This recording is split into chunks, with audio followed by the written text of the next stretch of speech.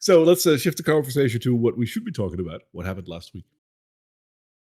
Well, and now that Elodie is done with her vow of silence, we can have a proper game. But I believe last week we went down. We were still in the crypts, and we started in the crypts for sure. Yeah. Yep. And found the scepter of Saint Vitruvius in his old chapel, and so I was gonna post in the chat, but I'll say it now. So we accidentally sort of did the like a ritual to get the thing, get the scepter, because you had to be shining. I thought I was gonna get. So the holy oil we had at the beginning, like we talked about how there's a scroll of curse removal. We needed that. There's holy oil at the beginning. I was like, oh shit, I'm gonna have to like coat my hand or something in holy oil and light it on fire. That's where I was going with the whole thing. Whoa! So like if you, so like luckily you're like, oh, Felix just comes up and is like, light. Yeah. We're fine. Everything's fine. Don't need to light yourself on fire, God. We ended up doing the whole ritual and got the scepter, and Nabarlin on the way out grabbed the Twilight Sword and was talking funny for a little bit. We also got Saint Brenna Putty. Oh yeah, and Saint Brenna Putty. Holy Putty. Yeah, his is some quick thinking by Totally to mix it a little it's a shake and bake. Yeah, to calm her restless spirit. I'm sorry, the puns are endless here. We made it out, and then had interaction with the bandits again, where Felix decided to creatively use unseen servants to be a spooky ghost again, but with a skull this time. Going, ooh. That was terrifying. Yeah. I don't know if they deserved that. No, I think it's really good. I like that stuff. They all ran away, and then we I think we totally, was it the flames at the flame cult? Wasn't like the Cult of the Fallen Flame, I think it was. Yeah, that's it. Cult of the Fallen Flame. He basically said, oh, the bandits, they were in there in the crypts. And so we had, so they all went into the crypts. I'm assuming this is what happened, is after they talked to Tolly, they went into the crypts to go look for themselves, where they're going to find a very pissed off skeleton, because either there's somewhere between 1 and 3, because we cut a couple of them in half, and so they might wake up from that. And then I stole I requisitioned the sword from the one skeleton, so he definitely is going to wake up at some point and be very angry about that. So they're going to go in there and have. And I stole a skull. To be or not to be. Oh my god, it disconnected, didn't it? For a second, just for a second. You're good. Oh, okay. But yeah, I'm assuming they get in there and there's going to be a skeleton that's all pissed off at him for the sword. We got back. We did make it back and had a little bit of a miscommunication, because we were going to give it to the queen, to Blackjack Mel, and he sent his agents over, and they were being really shifty, so we didn't know. Yeah, they were super creepy. What were their names? Like Lies and Deceit or something ridiculous like that? Yeah. Like the most shifty names, and they were acting like insane. They were being creepy. They were being extra shady. Yeah. Gave me a thought going forward when we have to do negotiations. If we could use the Twilight Sword to kind of, because our thought was, oh, these guys overheard and they're trying to steal the scepter. That's what our all thoughts were. Yeah. And so I think to get around that, maybe use the sword as a way to talk without anyone else understanding. Nobody else knows Celestial though, right? Yeah. I mean, well, no. If y'all hold, if you're holding it, like Nabarlin can turn it off and on, but anyone who's holding it, I'm assuming also start speaking Celestial, just like he did involuntarily. So we just all put a hand on the sword. Yeah, that's what I thought. Touch the sword, damn it! Yeah, the sword. Touch the talking stick, so we can all speak. It's the talking stick. But I think that's the nuts and bolts of it. Now we're here. Yeah, at so our... we did give it over to Blackjack Mel. He's given us how much money so far? He We've gave us got half of it, right? All of it. No, he now. gave us we got all of it. it because the I think it was 1,200 or something in total. 1,250. 1,250. That's And he what it was. gave it all to us now? Yeah, we've got all of it now. Oh Jesus. Okay. the We can go the shopping. buyers. Yeah, the buyers had the other half. That's why we were all confused because that's part of like no. Yeah, and they sold it. They sold it in a weird way. They like made it. They were like, "Oh, it's sold," and then it disappeared. Yeah, they like did a weird like Chanting I don't thing, know, and all of a sudden, some devil shit, thing was gone. shit to sell it. That was weird. Wow. Are we calling tieflings devils now?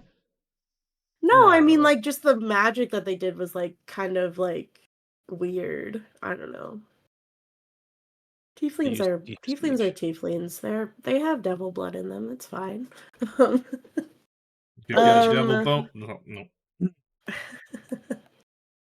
So I think what time of night is it? Or what time of day? I think it's just turning evening. We were here late afternoon. It is. Correct. It's turning evening? Okay. And Blackjack Mel was just leaving the Skull and Sword when we got confirmation that those were his people that were trying to get the sword. Or not, the scepter. And so we have some time to walk around. Yeah. Talk Barry, to people, do some shopping. I had a thought too, because we had just gone to the blacksmith. While he was there, Napoleon would have asked for a scabbard for the sword, because right now it's just like walking around. What would that cost? Just to save us from doing that, because this already happened.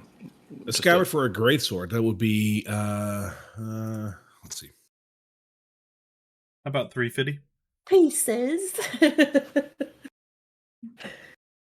If it's more than half of what we already have, you're not getting it. It's gonna have a glowing sword, but it's okay. I'll carry it. You got your own money. You got your own money now, kid. Yeah. I mean, at this point, level 3 and already up 300 gold pieces, like quite a bit, right? It would be a shame if something were to happen to them. You little shit. Let's just go with 4 gold. Okay. None of us noticed, but Nespith has slowly been stealing our gold pieces to tinker with them. God damn it. All right, that's 4 gold. That's hey. Wait a minute. I still have a little bit of a cough. We notice his turtle just glistens. Starts you see little gold pieces. Every day it gets a little prettier. All of a sudden, there's 2 citrines for eyes. Like, huh? Fucking tinkerers.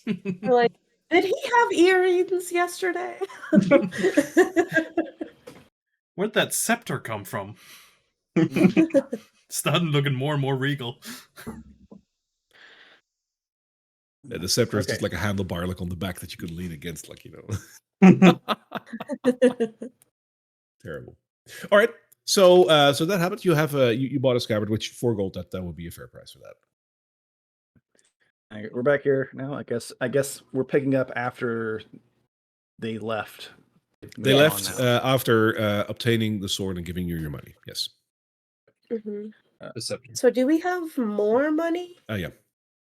Yeah, we got the rest of it, the other half. So I have 200. You should have about 325 or something now. Yeah, because it was per person. I think in total we got 250 a person. Yeah. So you should add. And I haven't spent any of it. 125, I think. Add another 125 because that was the last sale that happened, basically. Yep. Oh, okay. I will add that. So I definitely want to have the right amount of gold here. This is so much money. Elodie's just like looking at the money, just counting it again. Like, how is this possible? Like, that's a lot of money. She's never had that much before. So much money at the start of the campaign. Like, that's It's He almost doesn't like know what we're he's doing. gearing up for a boss fight or something. Oh wait. It's almost like we have to buy a bunch of shit. Or everything's super expensive because it's Drakkenheim. Or repair our home a little bit because it's Can we invest in trashed. home repairments? Sure. Like get I a would be moat willing to dug put out some of or my. Yeah, I would be willing to put some of my some gold guard towards like a new guard. roof or something, or like Yeah, guard chickens and you know. I Now, feel if like that's it's pretty leaky in here. if that is something you guys want to seriously consider, that is absolutely an option.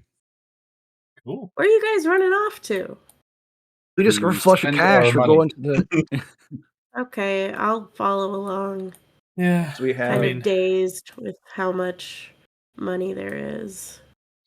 Scrounge actually, just before leaving our squalid little home, Atoli's going to take note of how things are to just kind of make sure that nobody's breaking in while we're gone. That's a good idea.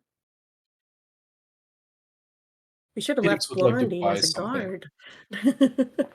No, it's just She's pretty terrifying. there could be a potential rumor out that because of the scepter, somebody might have seen us, etc., etc. So I figured if anybody actually comes checking up on the home or ransacks it, then I'd like to know that they actually were there.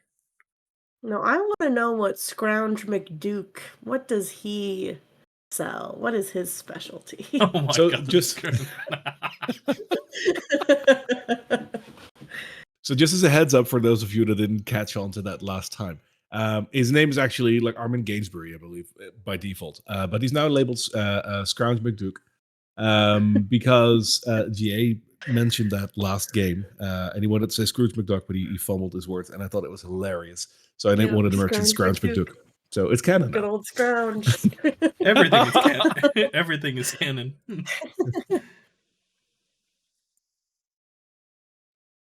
Does he sell anything? Is he just another like Another merchant? I'm- Yes. So looking around the caravan court, this area, which by the way, it's basically the center of town around a boarded up well. The well is still there, but it's definitely boarded up. And there's 4 caravans around it. Now you've met Aldor and you've met what's his face, Orson already. and we've met Aaron. Yeah, right. And- Here with Aaron.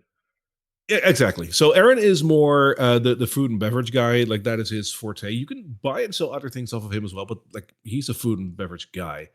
Aldor is basically everything that isn't bolted to the floor and some magic items. So he's your guy for magic potions and whatnot. Like he has curios, if you will. Orson is the delirium guy. He knows everything about delirium. He has crates of delirium. He sells delirium as well at a sensible markup. But he also buys it in bulk because he has a lot of connections outside of Emberwood Village. He has some rich and famous that want to wear delirium as jewelry and whatnot, so he sells in bulk. And then finally, we have Scrooge McDuke, who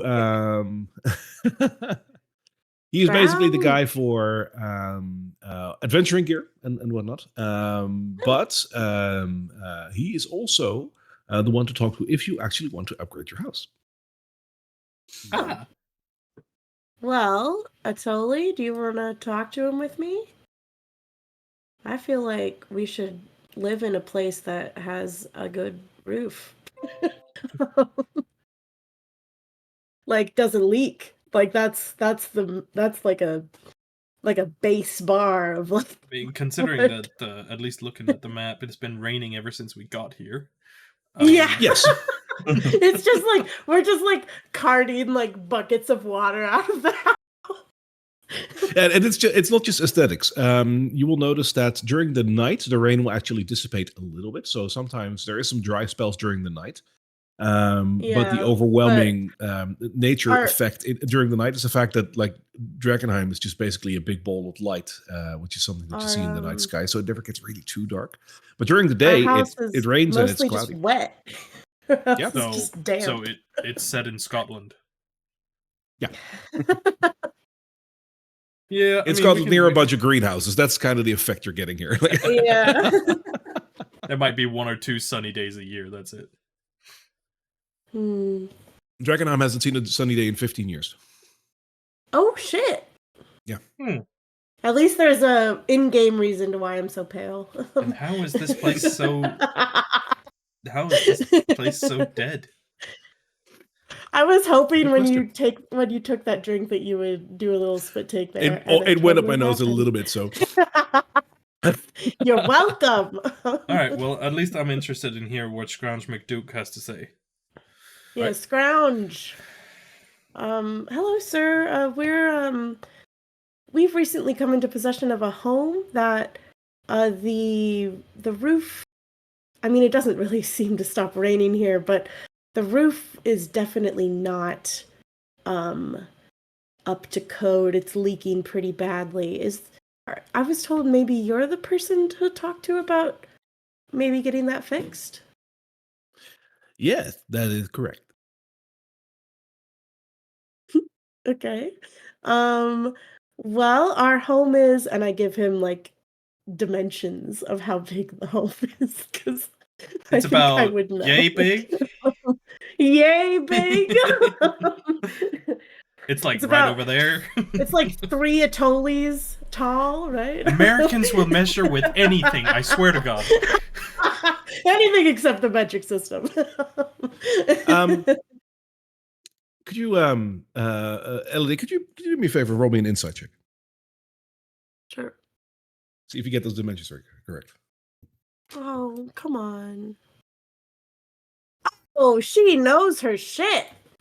Sure. I don't even add anything to that. That is I an got 18. It's a dirty 20. No. Yeah, No, no, sure. no. Like that's you got those dimensions pretty well. So as you explained, like it's that house, it's that big and whatnot. You see him think a little bit, and he says, "I think we should be able to make that in 1 or 2 days. You want a full new roof or just a repaired?" How big is the price difference between just a repair and a full new roof? Well, if you want a full new roof, we're talking about 50 gold per square per square meter, which Okay. would come down to because you guys would really have the big house. Yeah, it's like Um, one room. One yeah. like reasonably sized room. We all kind of get a corner. That will be about 400 gold for a completely Okay. new roof. Okay. Did the pat shop to repair it would be about half of that. Okay. I totally rolling his hidden die. No, that one wasn't hidden. But oh, we it should- wasn't. well, I'd opt for just Um, repairing the roof. It's not because it's not. Yeah, technically I would our opt for house. repairing as well. I think. It's not our house Um, technically. Well, I mean, we've we been don't wanna staying there be- for 3 days We've now. been So staying there, but have the key. we also It's our house. don't we don't technically own the property. So I would be willing to put 50 gold towards a new or a repair on this roof. Yeah. What do you guys think? I can. I Phoenix as think well. I can pitch in. Yeah, I can pitch in for the repair. Okay. I can Who, pitch into. who holds the deeds to the houses in this area? That is a very good question. You guys don't know. Yeah. It was Mr. and who Mrs. knows? Smith. That's all. That's all we know is who the house belongs Yeah, to. is Mr. and Mrs. Smith. That's totally a real last name, not a fake one. But as for Yeah, claimant yeah. services and whatnot, like any sort of governmental structure that holds that, you don't know yet because you haven't asked. No. Is there a that's- mayor here? That was yeah. Good No, question. I'd like to ask him if he knows. If McDuke Um, knows. Is that mayor obsessed with dragons? Now, we we never see him. It's mostly inside. God damn it! Not again. Yeah. Unfortunately, we only have a mayor of Drakkenheim, which oversaw Emberwood Village as well. But with the mayor in Drakkenheim not really being available anymore, and most of it falls to the Hooded Lanterns. You can check up with them at the Watchtower. They might be able to help you. They have the register over there as Okay. well. Oh yeah. We haven't actually met those yet. Yeah. Maybe we I'm should gonna go check ahead in. and Maybe we should and check in just- with them before we spend money repairing someone Before? else's house. Yeah. Yeah, What I he think so says. too. Because I'll fight anybody that comes back and says, like, if we put money into this house, I'm gonna fight anybody that says it's their house. Just saying. Okay, we should my more by the book party members want to talk to the authorities first, so I guess we'll do that. But we'll be back. By the book, it's the way of McDuke. Oh, by the McDuke book. McDuke the book. You just made that one up, didn't sir. you? By the book is the way of McDuke. I hate that. You suck. All right. Before we wander off, I'm gonna go approach Aldor. Yeah, I kind of want to look at this. I'm gonna watch you have a conversation with him. Aldor. Right. Yes. I got something you might be interested in, and I probably do. Reach up and pull like that. One of the citrines out. Say, gemstones. I always like those. It's not delirium. That's a citrine, isn't it? It is. You'd be interested in purchasing something like this? It's just a one then, huh? Gemstones never come alone. You're right. This one's got a buddy, and I pull out the other one. Yes. Memory serves. They're usually used in pairs. Interesting. I think I know where you've been, but that is not my concern, of course. Two citrines. I imagine they're untarnished. Beautiful hair, and you can look at. I hold up to the light and see this nice, perfectly flawless used in. Well, you could use it for all manner of applications because it's a very pristine. Whoever had these, they had good taste. They used them very carefully and respectfully. Burial rituals. I assume. I don't know about that.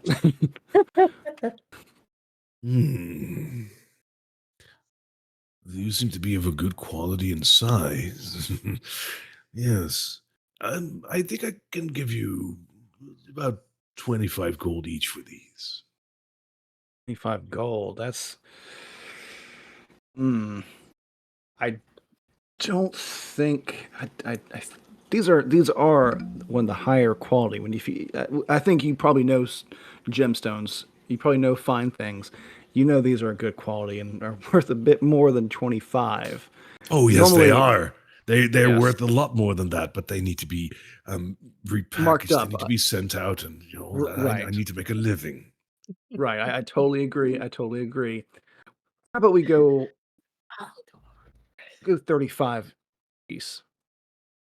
It's starting to look like a pawn shops episode. I seem to recall giving you a favor last time, and now you're asking me for another. Oh, this isn't a favor. He just wants to be in your debt, Aldor. This isn't a favor. This is a negotiation. This is. So, did you just say that, Elodie? Mm-hmm. He looks over his shoulder, like behind the wagon where you're standing, and he says, "Oh, but I'm always in the market for having someone indebted to me. If that is what you truly mean, then I think I can go ahead with the 35 gold." That is not what I truly mean. That's what she meant, though. That's what she meant, though. Either way, you can 35 gold. You can still make a tidy profit off these things. 35 gold each. I want to have both of them. And I want to be able to call in a favor if I need one from you. Yeah, that's on your head, no, the Barlin. That's not something the rest of us have to partake in, just saying. Yeah. This is a business transaction, not necessarily. I do favors for friends, and we might become friends, but right now we're just business associates here. Oh, but favors are very much a currency in this day and age. He's not wrong. That's true. He could ask you to do. I mean, look at this guy. He's like harmless, right? Which one are you looking at? He gets like a big grin as he's lifting up a turkey leg. He's like, I wouldn't hurt that fly.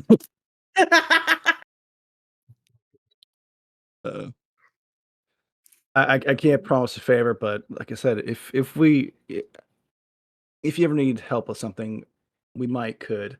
Whoa! Hold up, we. Arrangement. Yeah, Well, but as I was finishing, is that the roar? Is this a your royal thing, we buddy. or something here? Like what? No, what? yeah. well, let me It's finish definitely saying. you. We might come to an arrangement for the right price, and of course, you would have a friend price. You drive a hard bargain, my friend. Yeah, and he's dragging the rest of us into it too. I'm not going to drag you in there for free. That's what I'm saying. We wouldn't do it for free.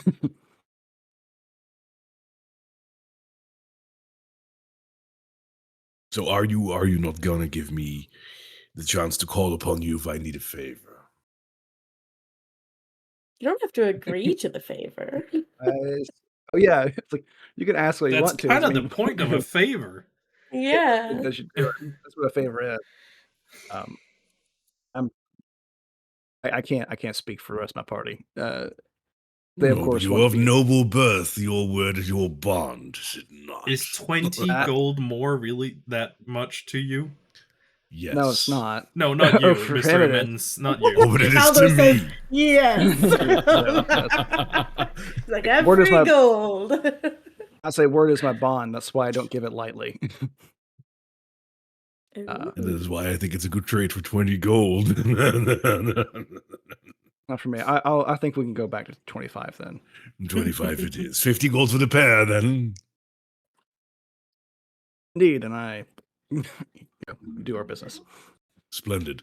He takes the 2 gemstones and just chucks it behind him into his carriage. Yeah, that's how much they were worth. That's what I figured. He gives you the 50 gold.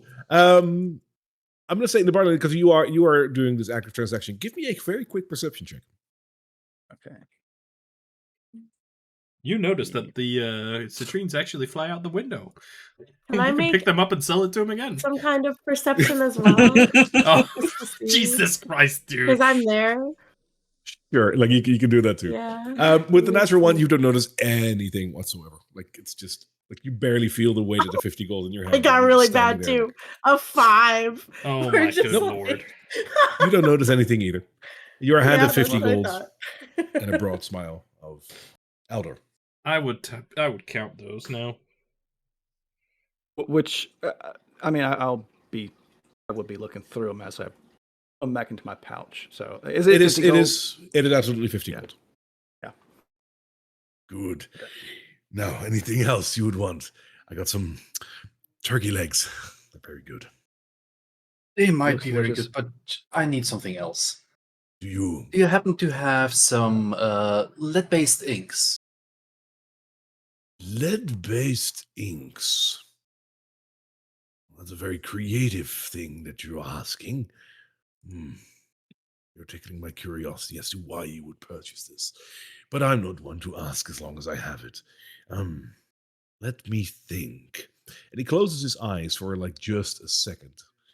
And as he closes his eyes, you see him like smile a little bit and open his eyes again and says, yes, I just so happen to have a vial. That's weird. Just one? I was hoping to make a bit of a bigger purchase. I was thinking about Really? like 50 gold worth. 50 gold worth. Hmm. The man gives out 50 gold and gets 50 gold back. What the fuck is going on here? I believe I don't have that much right now, but I can put in an order for you and have it brought over. It should be here within 2 days. Be wonderful, but do you have something on you right now? I do have a bit, yes. I got 1 vial. That'd be about 1 vial would be 10 gold, unless you want to pay 50 for it, of course. Components are weird like that. Well, wouldn't that be I'll a buy favor it. so he could call upon it when you get the order home so you can just come pick it up? I'll just buy 1 for 10 gold for now, and I'd enjoy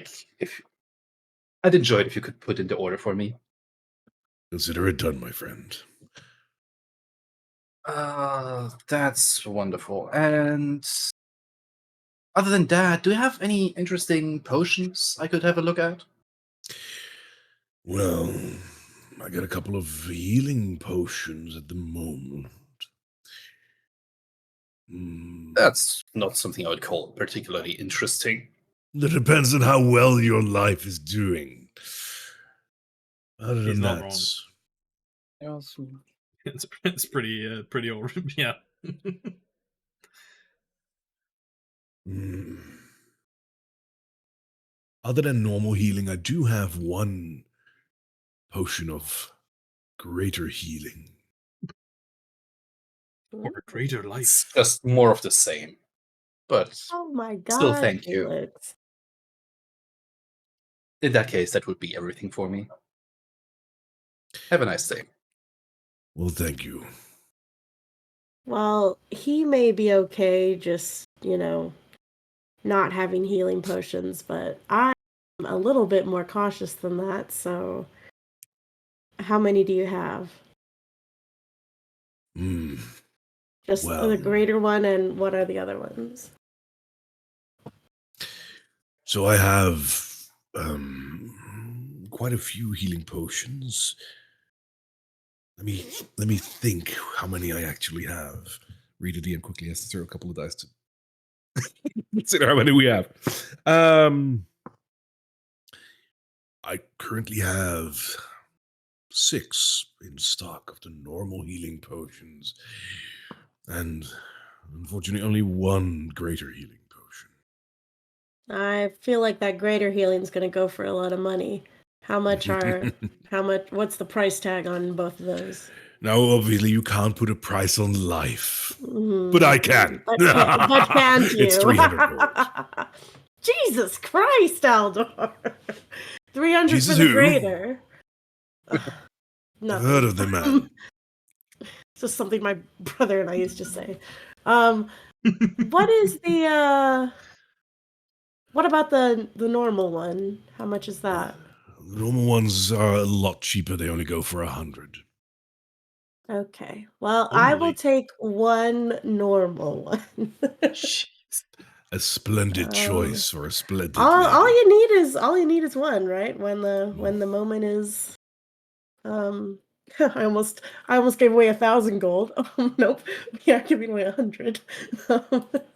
I would All right, and probably I can just add a regular one, right? Yes. Okay. I would like to buy one as well. All right. Oh. And one for you as well, then. One for my friend. And While they're all continuing more trades with Aldor, Atoli's going to slip into the chapel of Saint Adena. Oh, something about that perception check earlier. Would it matter if, because I know I'm concentrating on trying to figure out what it is. I'm assuming it's because I did detect magic. Would that affect it in it at all? Okay.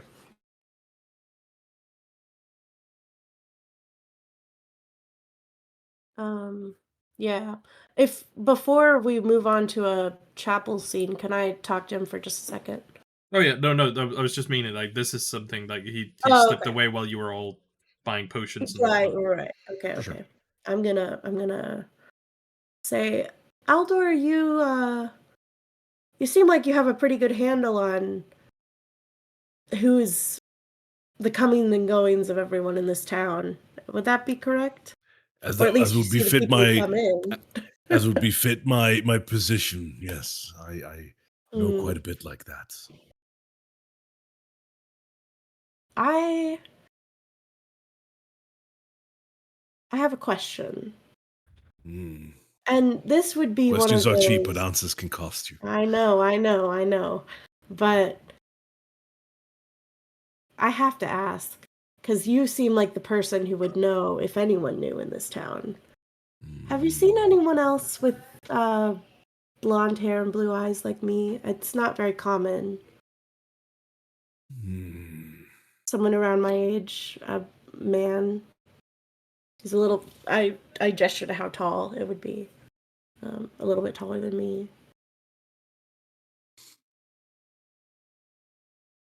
Would be in the last month or so.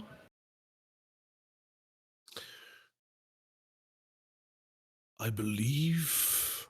And he closes his eyes, and just for a second, as he closes his eyes, he starts to smile a little bit. Yes, I believe I have seen someone that fits that description. Family.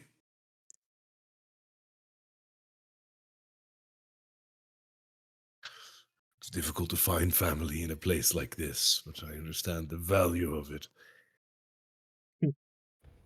So Careful, it's not somebody he ate. I really didn't think he was gonna say yes. What? Okay. I think Elodie also didn't think he was gonna say yes. So she is like, wait, you see? When did you see this person? It's been a while. Came in by himself. Was about your age, I think. Blonde hair, blue eyes. He didn't buy something for me, but he bought something, I believe, from Orson. That was the one that she didn't want him to say. Okay. Out of the 4 that were here, that's the no. Yeah, it's like that is the one that is the most trouble. Why couldn't it have been Scrounge? I remember. Yes, I remember one thing about this supposed family member of yours. He had a bit of a squabble about the price of what he bought, and he agreed to a form of an IOU. I never do that, but Orson has a kind heart. Unfortunately, I haven't seen him after.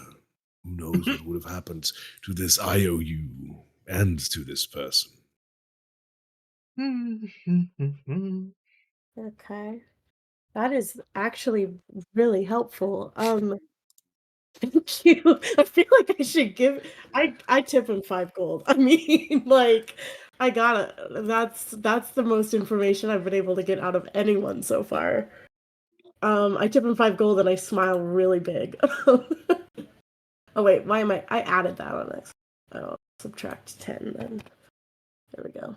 Okay, yes, that is what I'll do. That is marvelously friendly of you. Thank you. I'll be sure to keep my eyes open if I see him again. I wouldn't put my hopes up, but if I do see him, I'll let you know.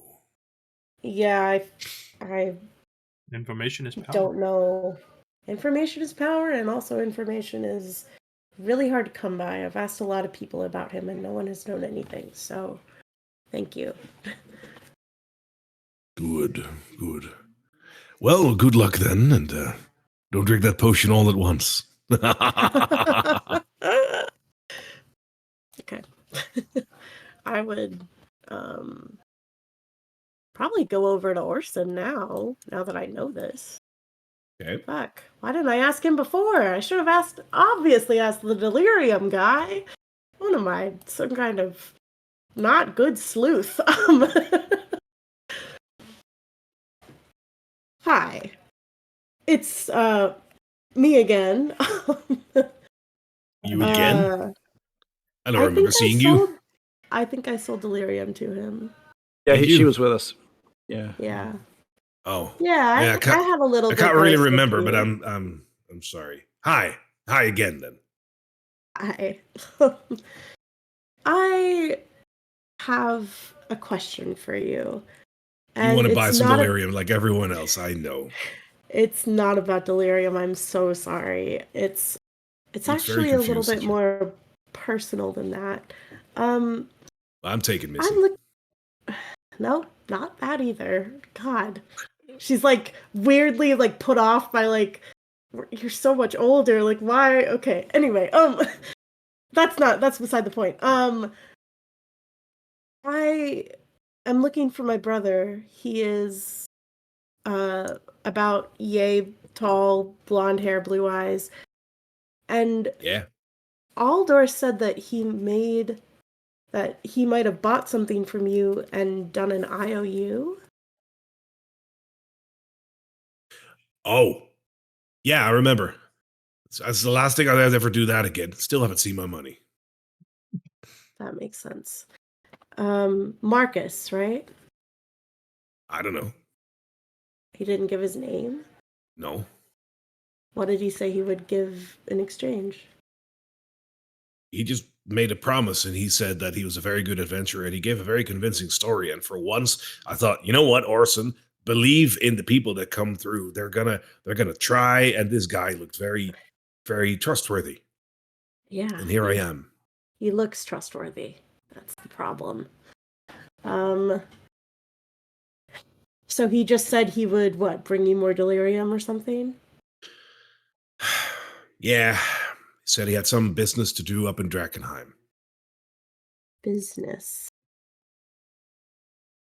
Super specific. Just love that guy.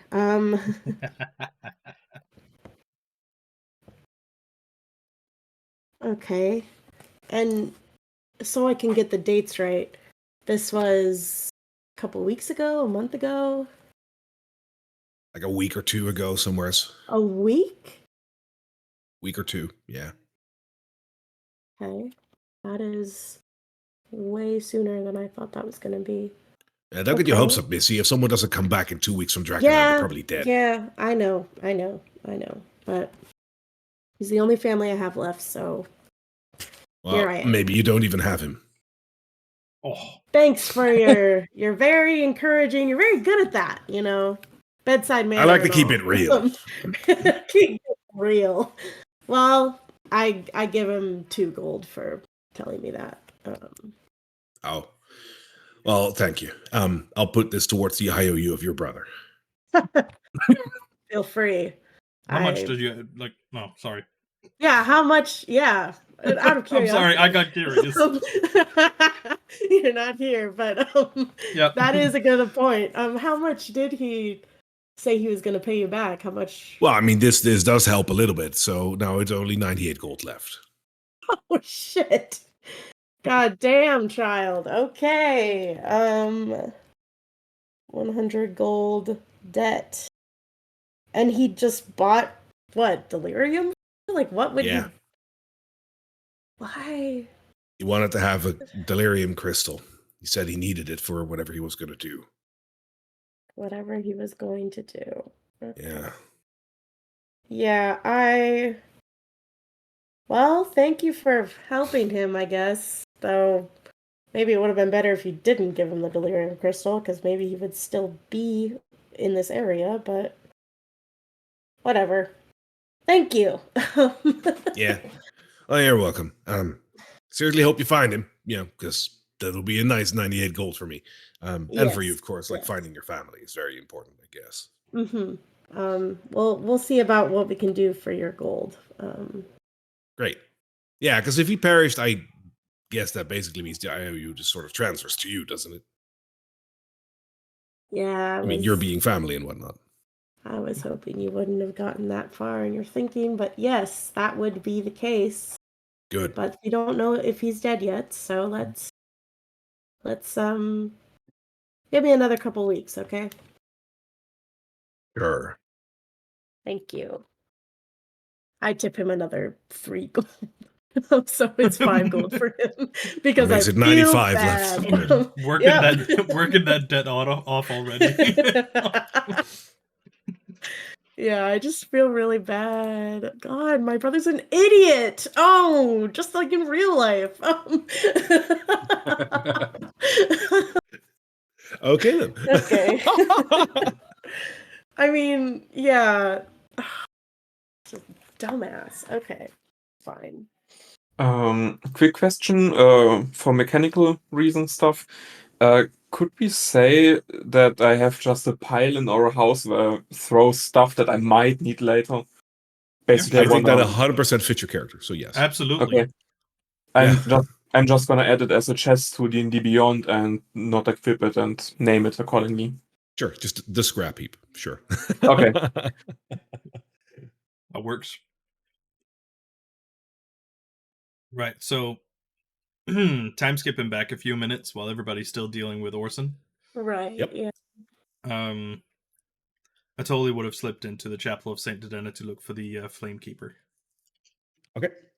So the Flamekeeper that is still here is Flamekeeper Hannah, who is the one that basically stays here all the time. And she's currently alone, other than you.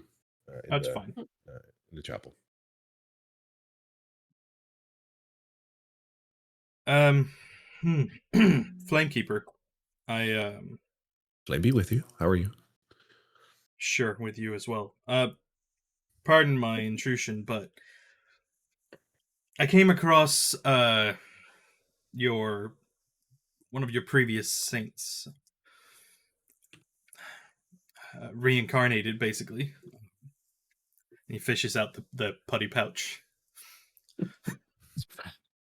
I believe this is Saint Ardenna, or what remains of her. Not Saint Ardenna, but I thought it was Brenna. Brenna. Yeah. It's definitely Brenna. Something with Anna. Part of her name dissolved with it. It's on the scepter when I smeared it a little. Sorry. I don't believe that she ever got her last rites.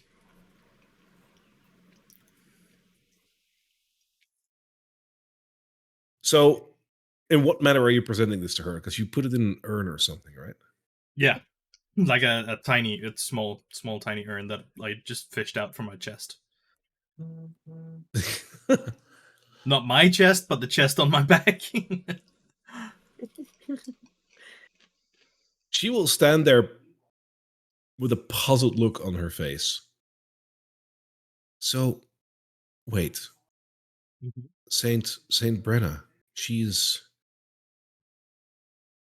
buried underneath the chapel of Saint Brenna. Did you go there?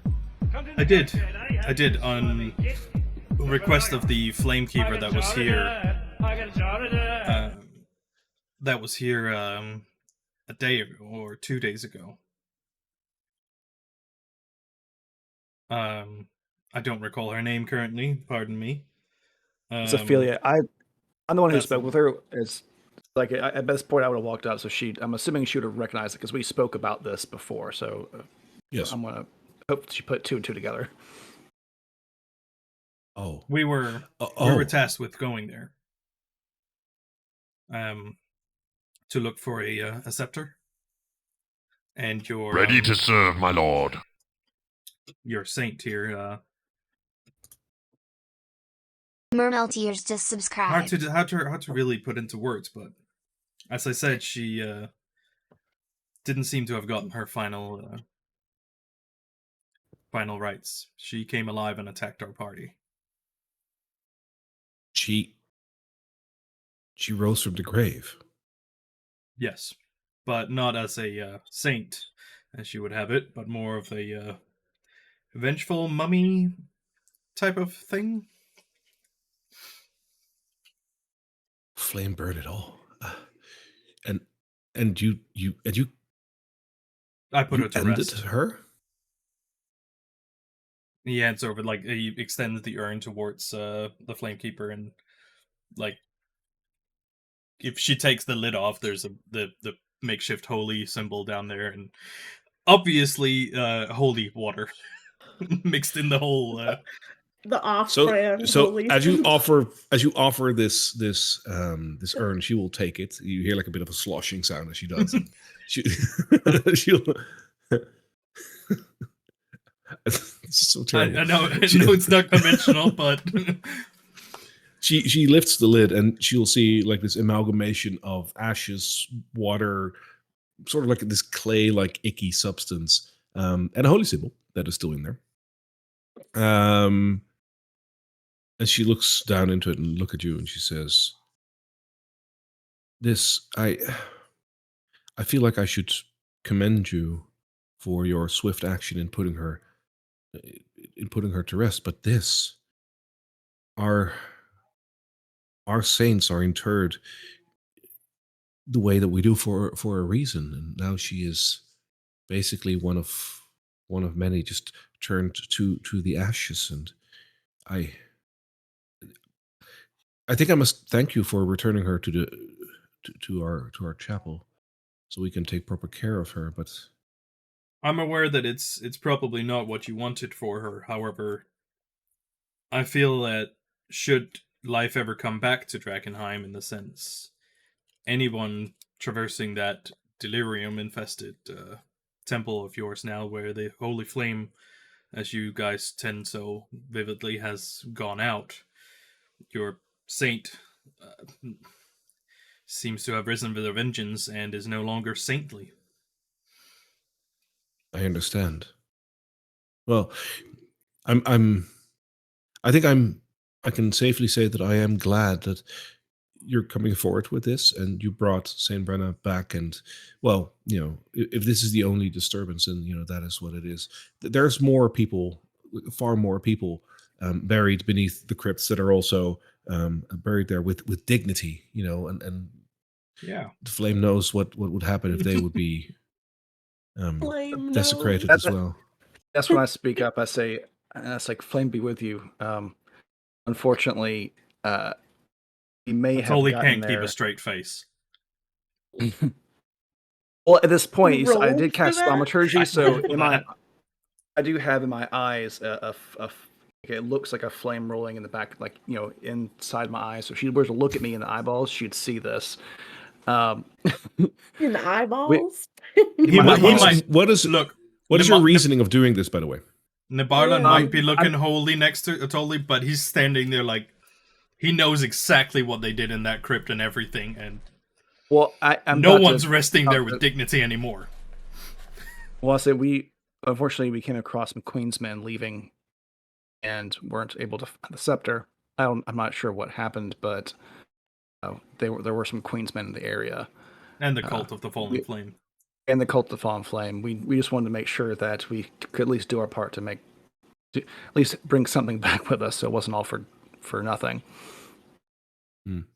Hey, at least you spoke with the Atoli turns to Nebarlan. It's like you spoke with the what's his name? Oh, he spoke to you. I'm sorry. He didn't. So, with let's back up a little bit. The flames that you're doing in your eyes. So, what's your intention with that? To look pious, or? Well, it's because before I did it, she asked me because I did it before, so it's just kind of a callback to doing before. Right. Okay. Fair enough. Yeah. Yep. Okay. I want you to make me a deception check because you're flat out lying to her. I'm not lying to her. You're insinuating something else than what actually happened. That's still a lie. You are obscuring the truth, sir. Okay. It's not going to hold up in court. And a 15? Okay. He's got that riz. While she's holding the urn, and she's almost like stroking the urn a little bit, like kind of like a cradled baby. She looks at you as you're saying all this, and she says, "All right, I understand." And the followers of the falling fire as well. They have no business in our chapels. No, we did send them on their way. I will inform the High Flame Keeper, of course, of all of this, but I'd like to commend you for at least trying, and, well, if not for the scepter, at least you brought back something else that is very dear to us. I will let High Flame Keeper Reed know of your deeds. Thank you. So this is kind of out of character. Our thought process was to make the Flame Keepers think that the Queensmen did it. That's why we're kind of keeping the hush hush. So playing the seat with them, so that she can get word back that Queensmen were seen, the scepter's gone. That's the idea. Perfect. Or them or the Fallen Flame. Fallen Flame, yeah. So it could be either to relate to her that we saw two other parties there. Yeah. And the only thing we got back was a not so sainted saint anymore. Saint Putty. Yeah.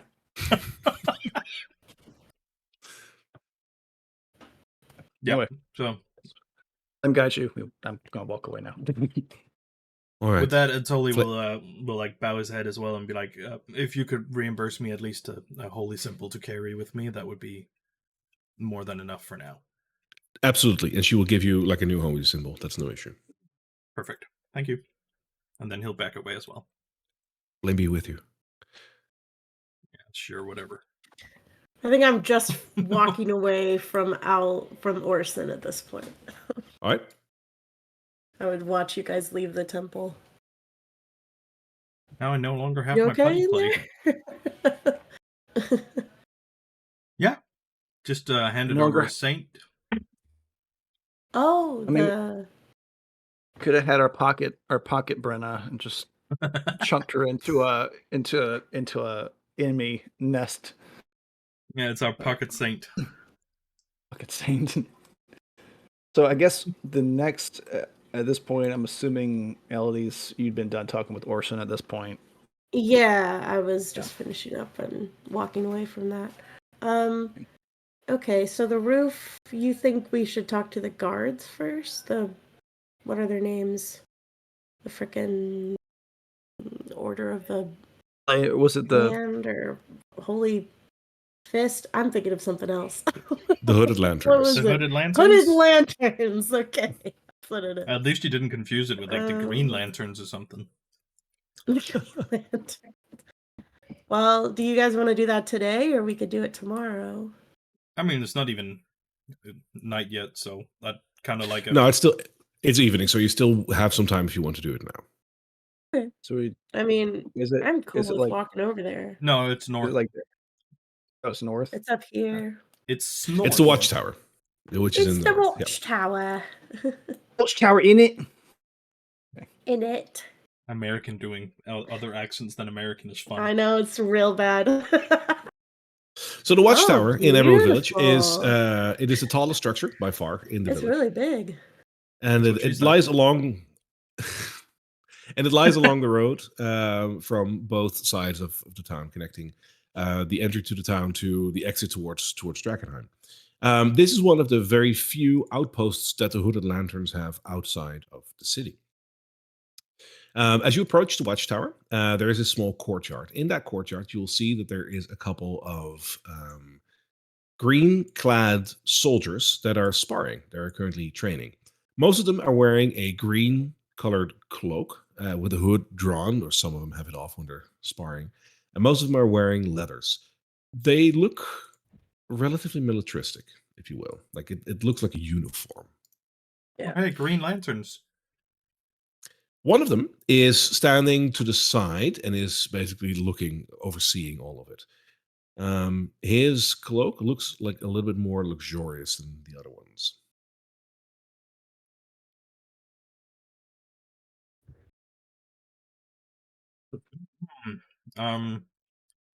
I would probably wait for a Who's in charge here? I would just wait for like a pause in the fighting, or maybe just, I don't know, see if that guy sees us and then walk towards him. If He will makes probably eye see you and then just give you a nod and then return his attention to the sparring. Oh. It's like, wait, we have a question. Unless Nabarlin wants to take point on this. Oh, you go right ahead if you. Okay, No. all right. Getting all my talking in that I missed last session. Here, I'll go forward. All right.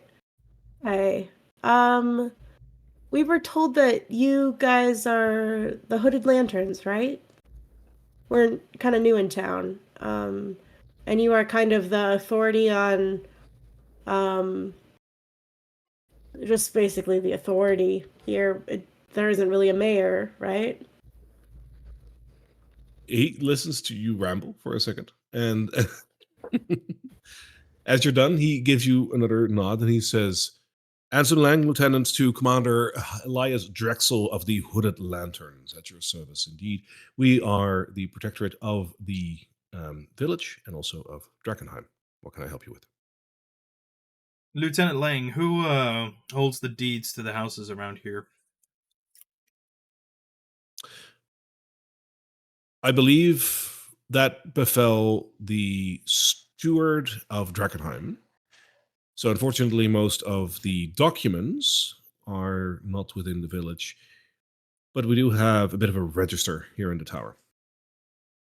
Could you inform me who is registered to the house? And he gives directions to the house behind the bargain buzzard with near the weird armor that cannot be killed. On what grounds? On the grounds that we have come into possession of the key to the house and are currently using it to squat in, and we would like to either purchase the deed or know who lives there. Good man. One moment. And he walks up to one of the other guards, has a brief discussion with him. The other one salutes him, walks inside the tower, and sure enough, after about 5 minutes, he comes back out again, whispers something into his ear, and Lieutenant Lang returns to you. So it seems that your house would be from one Mr. and Mrs. Smith, who last have been seen about 3 weeks ago. I do know that they were... Okay. I do know that they have been traveling towards Drakkenheim, and if they have not returned in 3 weeks, then by all accounts, I think we can safely assume that they will not be returning anytime soon. Do you know? Do you happen to have a physical description of Mr. and Mrs. Smith? I do not, unfortunately. All right. You were saying? Since you do own the key, and you have been living in this house right now, I will say, while I can't grant you official ownership of the house, because that would befall a deed that you would have to find somewhere in the archives in the city, if you were to even go to such lengths. Right now, the owner of the key, to our account, is the owner of the house. That is how we will fare with it. Should Mr. and Mrs. Smith return, then we will settle the dispute as is. They will have to come to understand that their house will be given up after 3 or 4 weeks of not coming back while traveling to Drakkenheim. People perish all the time, and they will be fully aware of that if they ever do return. Until then, consider the house yours. Understandable. In that case, you may register the house to Plan C. It's the strange name of our party. It's a long story. That's what. Yeah, it's in case your other plans don't work out, you always got to back up with Plan C. Right. Yeah. I wince.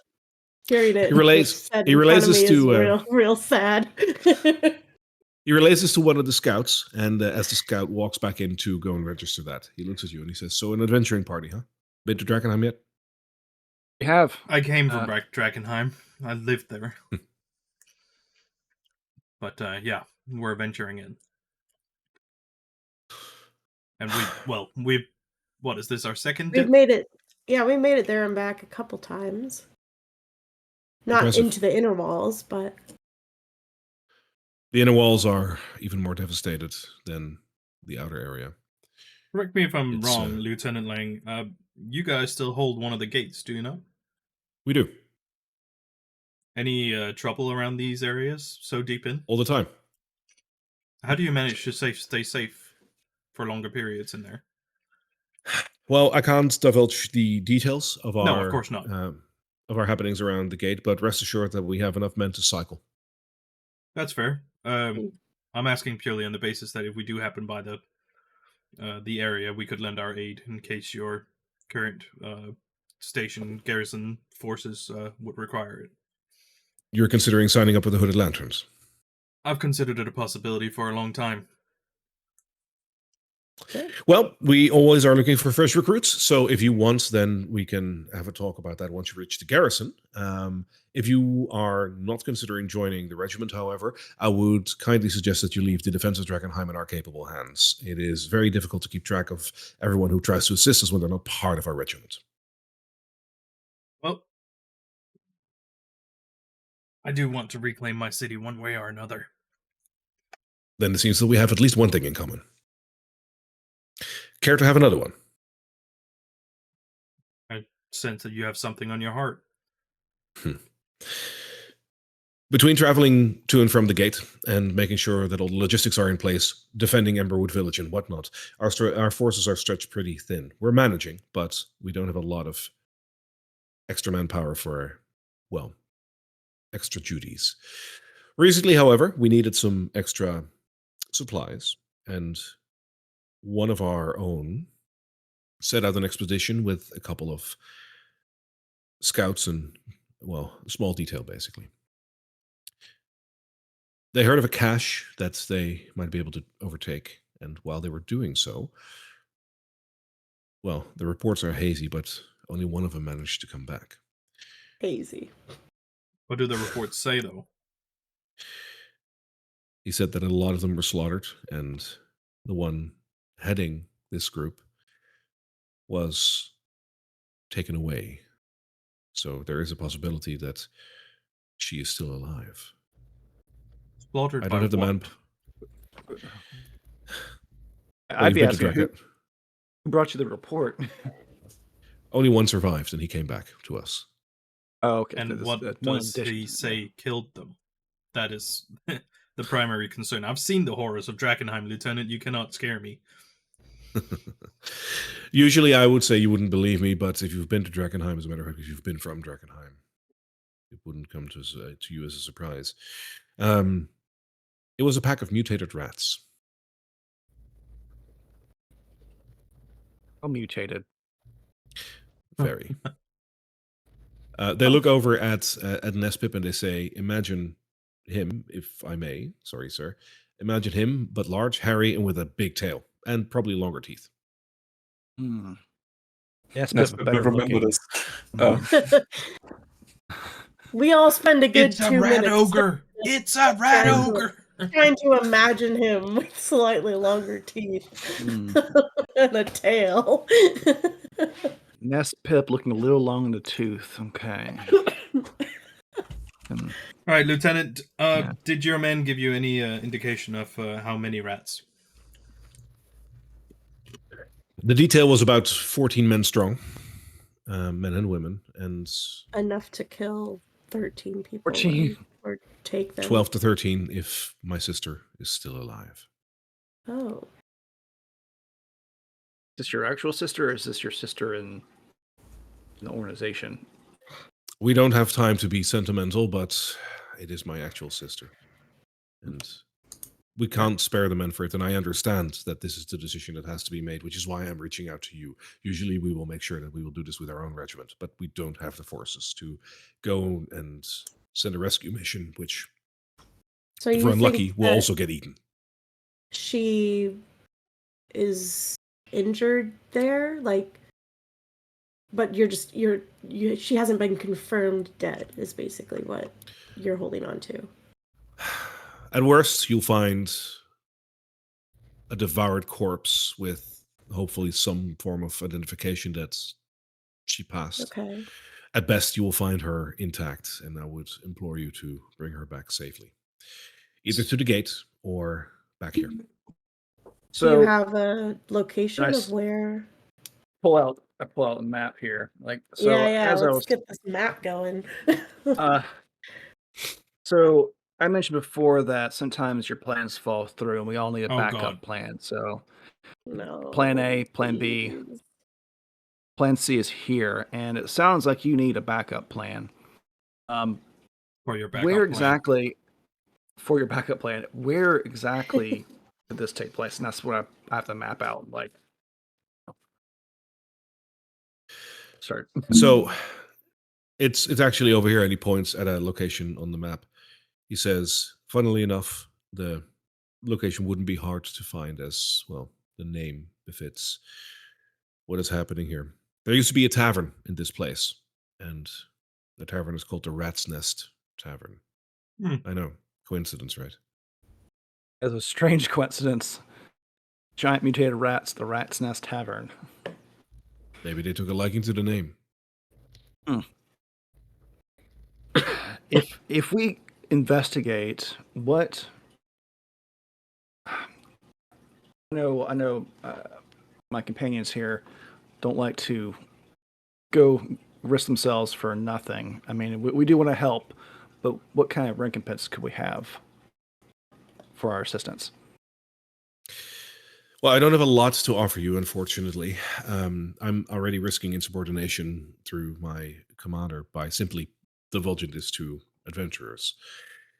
But I don't believe that I have any other option. If I don't do this, then she will for sure perish. I'm still holding hope that she's alive. You see, rats like these, we've dealt with them before, and they do tend to keep one or two people alive for a fresh meal later, if you will. So while time is a bit of the essence, there is a chance that she is still alive. I can only offer you 250 gold for this out of my personal belongings. That's all I can do. The coffers of the Hooded Lanterns cannot be used for this. Simply put, we're not allowed to. What I can do, however... Lieutenant, is yes. What about passes?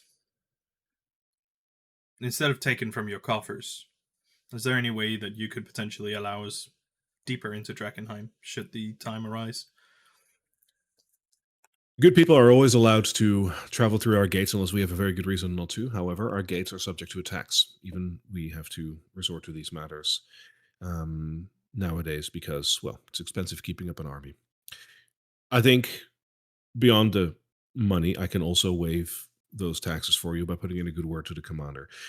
Again, I am risking insubordination through that, but if you are able to find back my sister, if she is still alive, I think that would be a huge gesture of goodwill, and I'm pretty sure that the commander will see merit in your actions.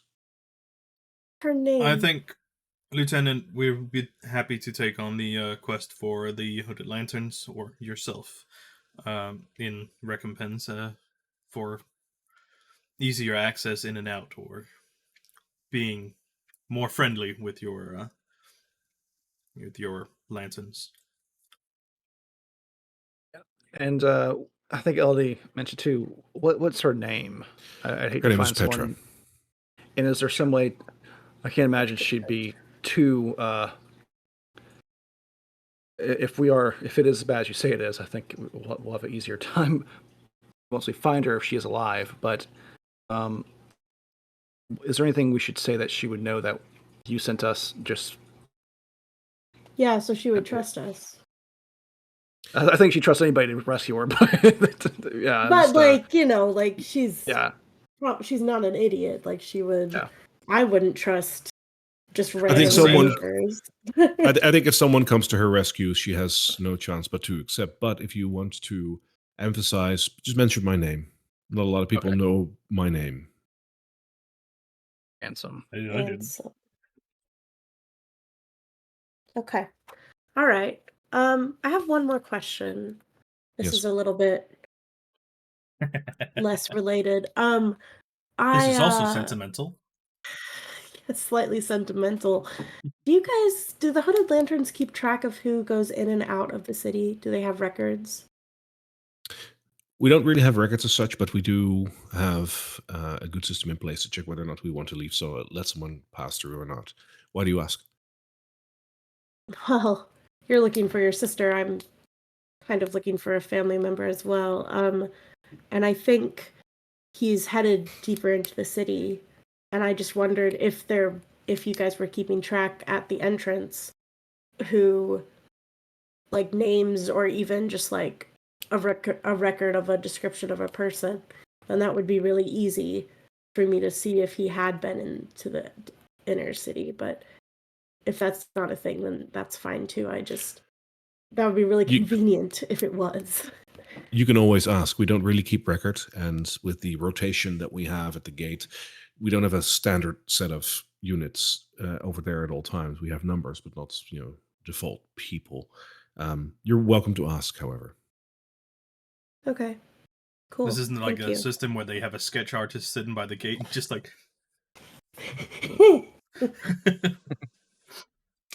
Unfortunately, not. All right, Lieutenant Lang, we'll thank you for your service. Thank you for divulging who used to live here, and we'll keep an eye out for your sister. I believe we'll be heading into Drakkenheim again in the morning. Thank you. If you find her remains, so you need a way of verification, if they haven't devoured her clothing as well, look for this. And he shows the rank insignia that he has on his arm, which is the rank of a lieutenant. She's also a She lieutenant. carries a lieutenant? Okay, cool. She is. Cool. All right. Fear not, pled. Seize on the case. God. It's like it gets worse every time. I will take your word for it. Thank you. All right. All right, let's go talk to McDuke. Cool. Everyone be losing siblings to this frickin' Drakkenheim. Not me. Didn't the Queen's man also mention that the access point was inside of a tavern?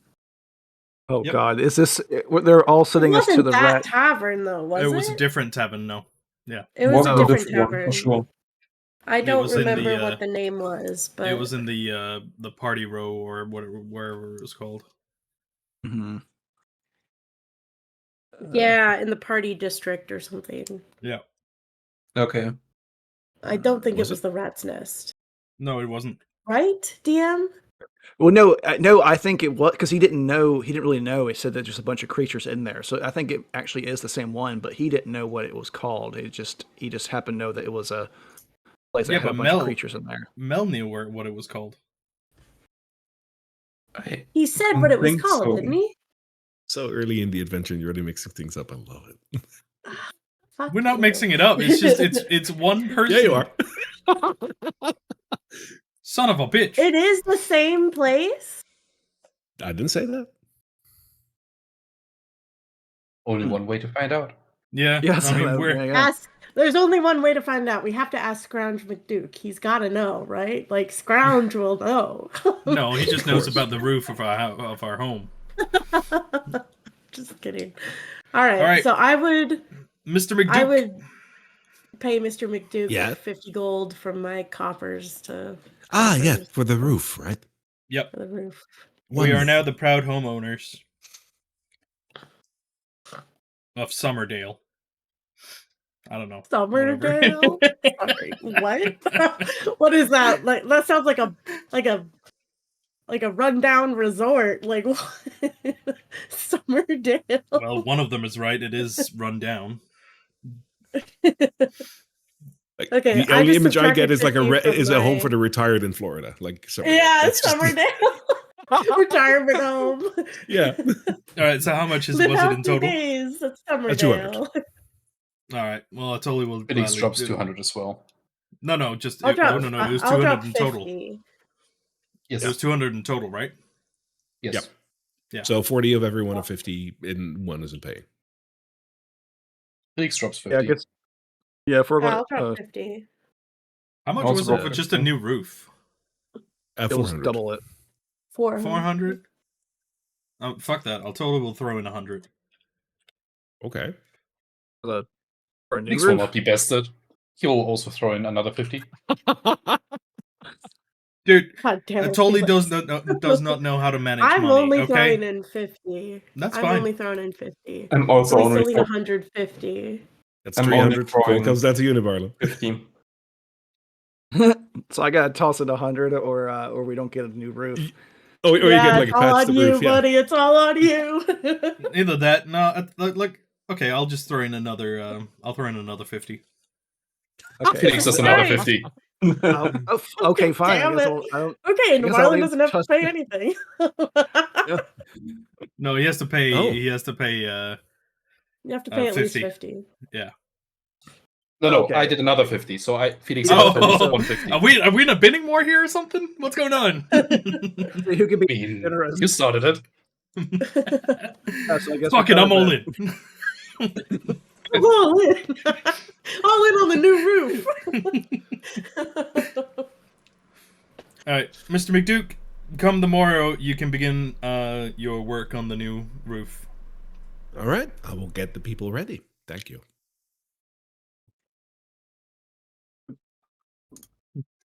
Fancy that. All right. Cool. Do we want to get some food for dinner? Want to go to the Skull and Sword or the Bark and Buzzard? I think kinda- the Bark and Bubble was better. I'm kind of tempted to head to the Red Lion Hotel to have a chat my with the God. ones that we haven't actually talked to yet. Oh, with the Amethyst Academy. Yeah, exactly. I'm in. I want to talk to them. They got magic stuff. Yep. Yes. Yep. And River did say that's where they were, where she was staying right now Oh. with someone else. So I guess I'll tag along. yeah, like you don't I have really to. wanted to eat, though. We have to eat. It's a hotel. They got food. They have to. Oh, Well, I guess, but they're going to be way more expensive. Elodie wouldn't be hungry because she ate some of my good berries, and those good berries are enough to fill a grown man with just a single bite. But she That is did weird. also Oh, just watch okay. She did also watch the immense just gobble down a turkey thigh. Turkey leg.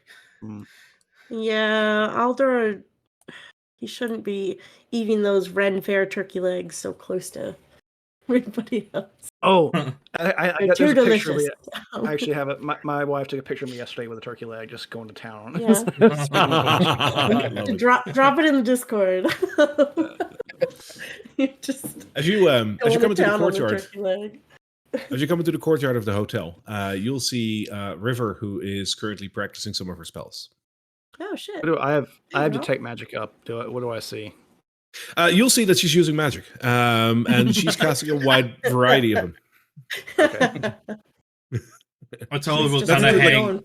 She doesn't do fireball or whatever, just like more like thaumaturgy and whatnot. Basically, she's honing and perfecting spells.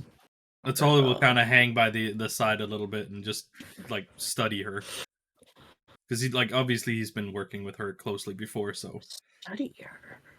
I'm just looking at exactly how she casts spells, what she's doing, if she uses any components, stuff like that. She's like, "Why are you all watching me?" No, that is exactly like as you gather around her. That is exactly what you ask. She's like, before she gets to that point, he'll break the silence and be like, "It's been how many years, and you're still not doing that perfectly?" Well,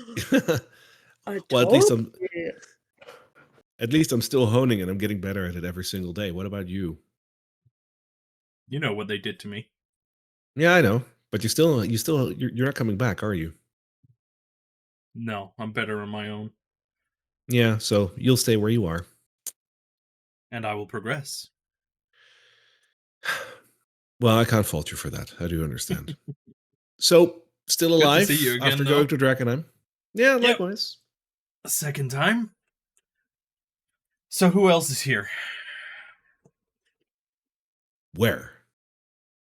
You're not here alone, are you? I mean, out here, yes, but our cadet, what were they called? The ones that were training? I forgot. Oh, usually those are hedge mages. Those are the ones in training. Yeah, you're not supposed to train without or go anywhere without a master, are you? Also, you haven't heard. Well, I've gotten a promotion, and I'm currently working very hard to build up my ranks. Here, look, and she shows her hand. On her hand, you notice that she is currently wearing a lot of rings. What you know from your training in the academy is that ranks in the academy are signified by the amount of rings that someone wears. So as soon as you get your first ring, you have completed your studies, so you don't have a ring. But with the first ring, you would be completing you would have been done with your studies. The last time you saw her before this ordeal, she had one ring. Currently, if memory serves, she has 7 of them, but let me quickly check if that is correct. But she ranked up. And that is the right reaction, by the way. Like 7 rings or like roundabouts that in such a short amount of time, she's done stuff. That's insane. Yeah. Yeah, that's a lot. Either that or she's taken them or putting them on. That wouldn't work. No, they are tailor-made for each and every wizard or mage. Well, in that case, I totally will be both visibly surprised and like voice as well as like, okay, I guess it has been a while. The situation around Drakkenheim has helped a lot. I've jumped into the fray. They needed me, and I was there for them. And well, I mean, the rest is history. But I've done my fair share. I won't be able to forgive them. I understand. I'm happy for you. Thank you. But I'm not alone. That's true. I still work under the supervision. I have, Professor Eldrick is with me. Mm-hmm. You know Professor Eldrick. His full name, Professor Eldrick Runeweaver. I imagine that of all the shit that has happened to you at the academy, that is one of the few professors that you still hold relatively dear. How dear you will hold them, I'll leave up to you, but he was one of the kinder professors. He's one of the few ones that wouldn't berate you for doing shit wrong. He was the one that understood compassion. It was like, you're different, but that is a good thing. Rather than all the other professors that were like, if you're not cookie cutter, you're not wizard material. End of the line, it's going to come down to what he knows. Like the professor. Fair. Like, that's where we are with the anger leads to dark side.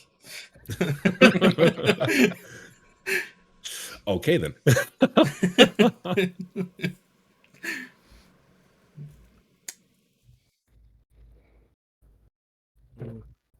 Okay. Did So, like, anybody have anything? Well, I was actually, are those rings magic or are they just rings? Oh, they are magical, but they are. Well, this is actually me asking the DM because I could see detect magic, so I could look. Oh, see if they're very magical. Okay. Yeah. That's. Would I recognize each individual ring actually?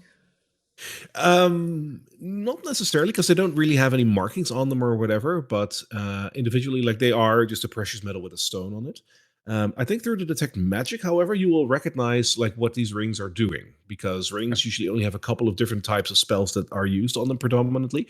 The most prevalent one would be a ring of spell storing, and all of them are a ring of spell storing. Hmm.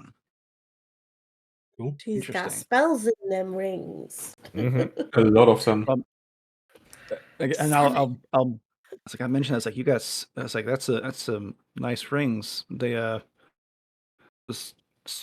spell storing rings. Well seen. Yes, they are. Could I take a look at them? You little shit. I In the wonder background. how she's And like, that will is worth just- a roll, because he'll I'm not sure how just she would react to snicker. that. Yeah, exactly. And Tolly will just snicker in the background as well. It's like She'll look at you and be like, "Yeah, from where you're standing right now, why?" I'm interested in magic or arcane engineering, I guess. I'm still riding all the time on Tali. He isn't there yet. And then pointing down on him. So stuff like that really interests me. I understand. She has 5 rings, by the way, not 7. Yeah, I which was is still, like, like, I 5 don't know if I count 7 on there. No, but 5 is still like a lot. Like, that's like, Yeah, because yeah. the maximum is 10. Like, that is a highest rank. Yeah, that's one on every halfway finger. If you like it, then you should have put a ring. Sorry.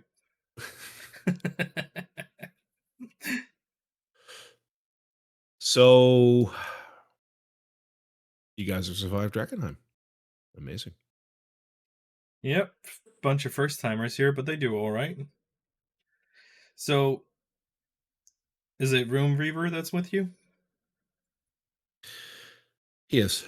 Yeah, we're Inside? conducting. He is currently in his room. Yes. Hmm.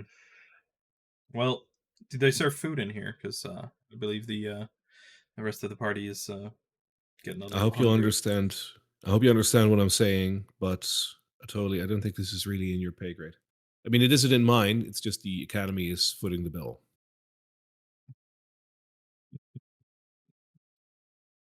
Yeah, well, I mean, it did come into quite a few gold coins, but I mean, if the meals go for more than 100 gold, then you guess you're right. They do. Jesus. He looks at her like, wait, really? It's they don't do anything form of takeout or whatever. It's fine dining. You book a table, and that costs money. You can't eat at table. There's creatures in Drakkenheim that will prove you wrong.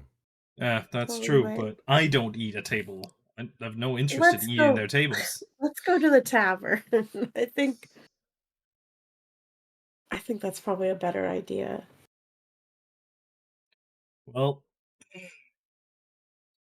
give my regards to Runeweaver. He was always with a gentle persuasion, at least with me. I will. If you'd like Totally. to talk, what? I don't know exactly what happened with you, but I mean, I've heard a lot of stories, but Professor Runereaver was never against you. He liked you, and so did I, you know. There's still a place for you. Maybe not within the academy, but I mean, there's still a lot that you can do. I'm sure of it. You've survived Drakkenheim already, so maybe you can help us out at some point, and we'll look after you. He looks up Maybe and like she sounds worried to some degree. Yeah. You need help with something? Well, kind of. You know what the Academy is doing right now in Drakkenheim, right? Oh, I haven't really had my finger on the pulse. I've, for lack of a better word, I've been running with the Queensman for a bit. The Queensman? Yeah. I was in a dark place. We all got to do what we got to do to get by. I understand. I mean, I got a good, being under the guidance of Professor Runeweaver, but I think I understand. Listen, the Academy is, I'm going to say it very plain, the Academy is very interested in Drakkenheim. With this meteor coming down and whatnot, I mean, you've been to Drakkenheim, you've seen Delirium. What did you feel when you saw one of those crystals? What did it do to you? Didn't do anything to me. I felt disgusted by it. I don't want anything to do with it. Did you come any close to it? Like, did you feel the hum coming from the crystals?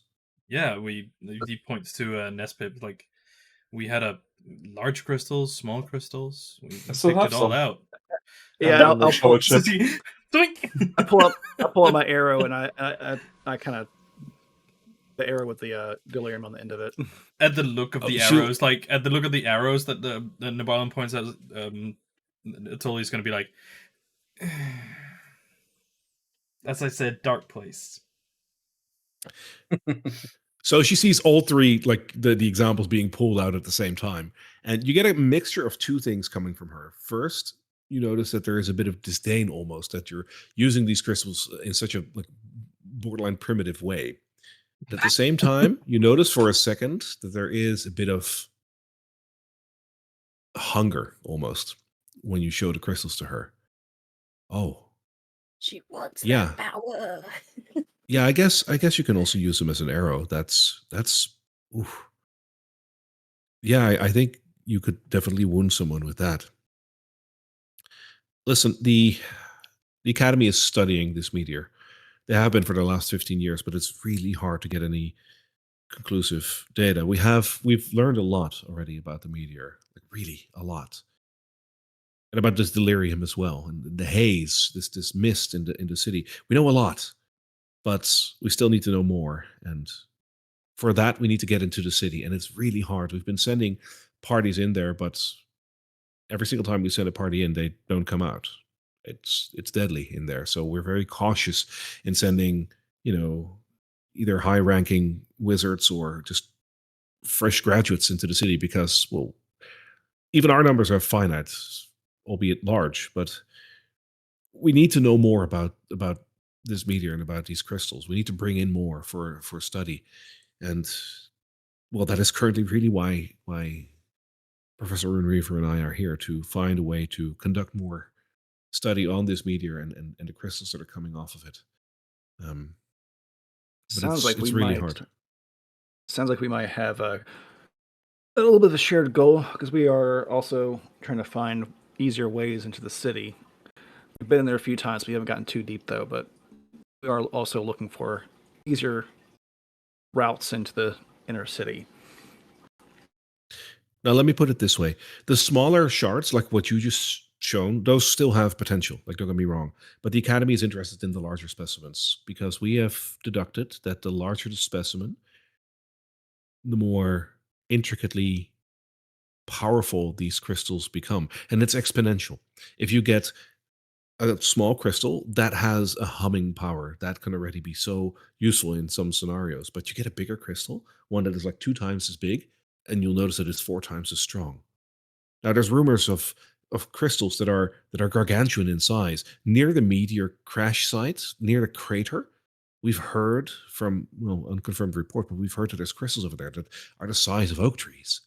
They're really big. And we're so interested in those because that can actually alter the reality of magic. And that has vast potential that, Atoli, we might be able to use that to maybe even turn the tide against this meteor. We can we can harness its own power against it. Can I get a feel of how, like, if she just power hungry, or is she like hyped up on a story that somebody else has told her? Give me a perception check. Because, like, obviously, Atoli does not believe anything that the Academy currently says, but would it he be believes perception her. or insight?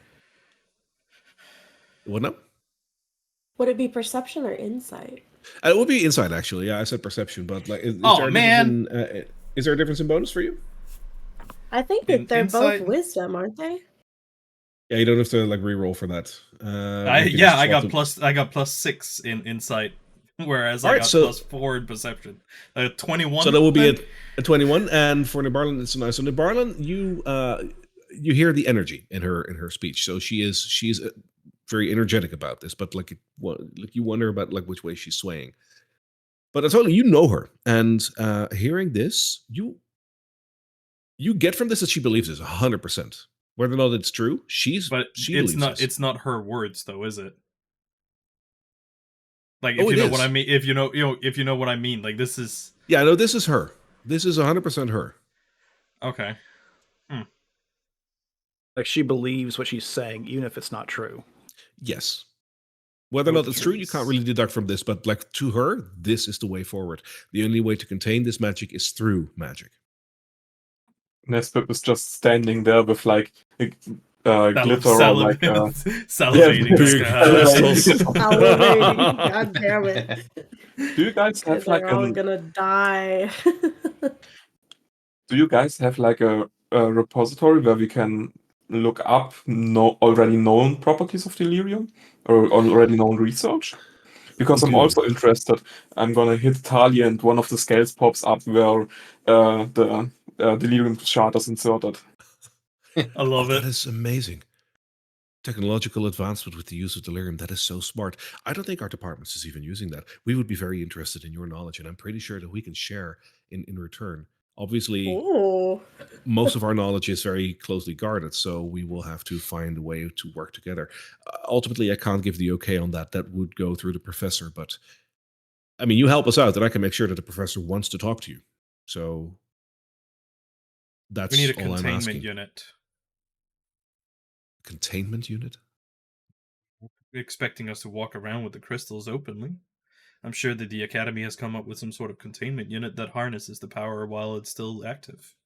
Unfortunately not. Nothing that we can make that is portable is strong enough to actually contain it. We can contain it, but those are stationary units. You can't move around with those. What about the contamination, though? Surely you have come up with ways to deal with that. We've heard stories of people that are working on that, but unfortunately within the Academy, we're still very much struggling. There are some researches going on right now, but I can't really share anything about that at the moment. I hope you understand. Ask, because it seems to be a common thing that pops up. I guess all roads point back into the city, though. Yep. Seems to be every single time, right? Listen, if you find any small shards and whatnot, feel free to keep them. We're not really interested in those, but if you find anything bigger, instead of considering it another chunk of money, maybe consider talking with us with your findings. If it's a large enough specimen, we will 100% reimburse you, like money-wise. The Academy's coffers are deep enough to do that, but consider selling it to us rather than to just some mercenary or for God's sake, the Queensmen. They're only going to use it for bad. You've run with them. You know how they are. We didn't sell delirium to the Queensmen. Oh, thank God. Thank the flame. No, she's magical. She wouldn't say either of those. Oh. No. It was like, thank goodness.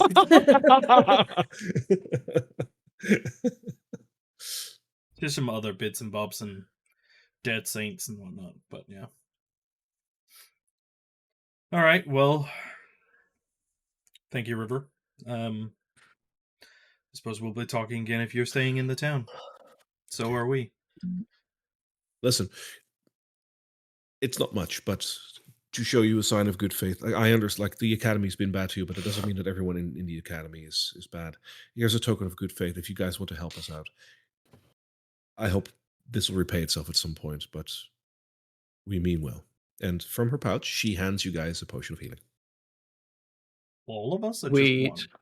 Just one. Just one. She's not gonna. Yeah. She hands out 5 potions of healing.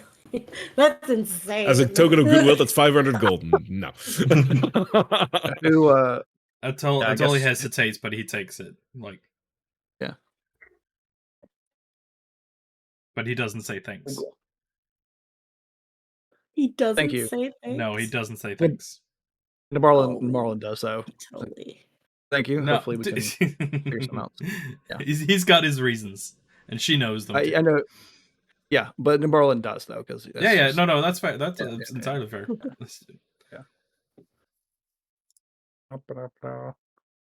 I guess it's a little outside of our price range as far as food's concerned, so maybe we don't find it. It'll be. Yeah, we're better off with an inn or a tavern. Yeah. Wait. Blondie is wanting to gnaw on some tables because you're talking about tables, but See, so there are people that eat tables. yes, God damn it. yeah. Full circle. So just this is like there's something I've just decided to start doing. So you do see in the chat here like some gibberish. That's Nabarlin talking to Blondie while they're doing stuff. I love that. Is that draconic? Is there by gibberish? any chance? It most likely is. It sounds very draconic. Yes. I didn't see anything. It looks like it's in the chat. It's the stuff that you can't read. I figured by the way it's written, I believe that is a draconic translator. Oh, I see. I recognize the pattern.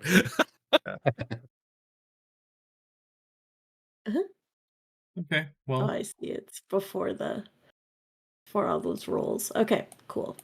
he nods a river before heading off as well with the group. I would go to the Bark and Buzzard, I think. Yeah. I don't want to. I mean, that's kind of our staple now, isn't it? The other guys. This is where we're known. This is where good people come and good people go. The Bark and Buzzard is currently very empty, except for Karen, the bartender. Karen.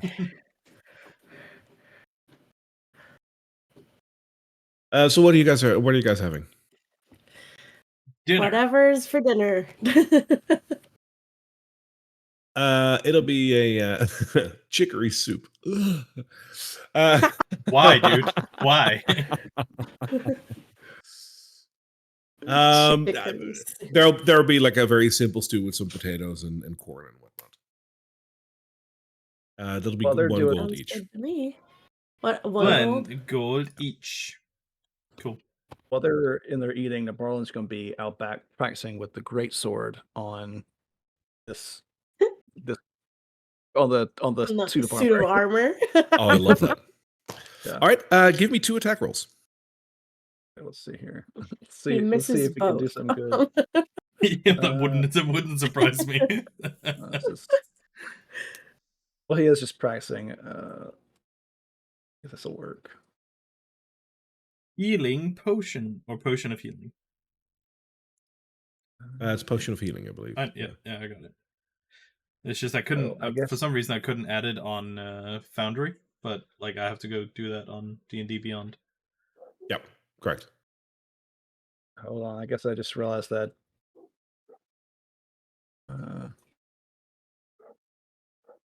I just realized I didn't add it to. Anyway, I did it on D&D Beyond, but so I got 17 to hit. All right, and the second one? Let's see. 14 to hit. All right, so they both go wide. Don't it! He was last 17. How do you manage that? That's so good.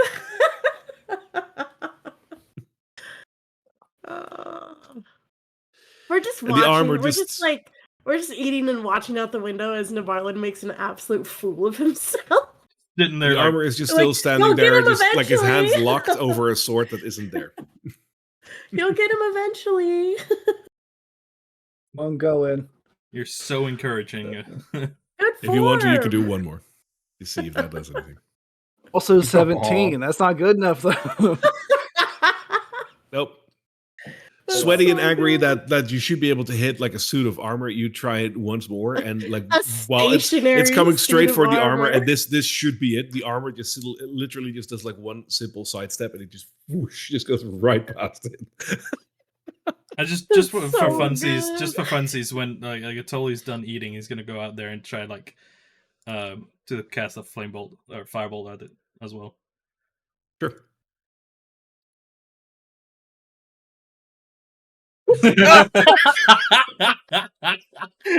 Man, this thing is unbeatable. Our greatest foe is an inanimate suit of armor over here. So with your natural one, your firebolt goes wide and actually hits the side of your own house. No, because I'm standing with the back to our own house, so no. Yeah, silly how those natural ones are, right? Like it curves. Okay, you suck. Luckily, the wood is damp, so it doesn't catch fire.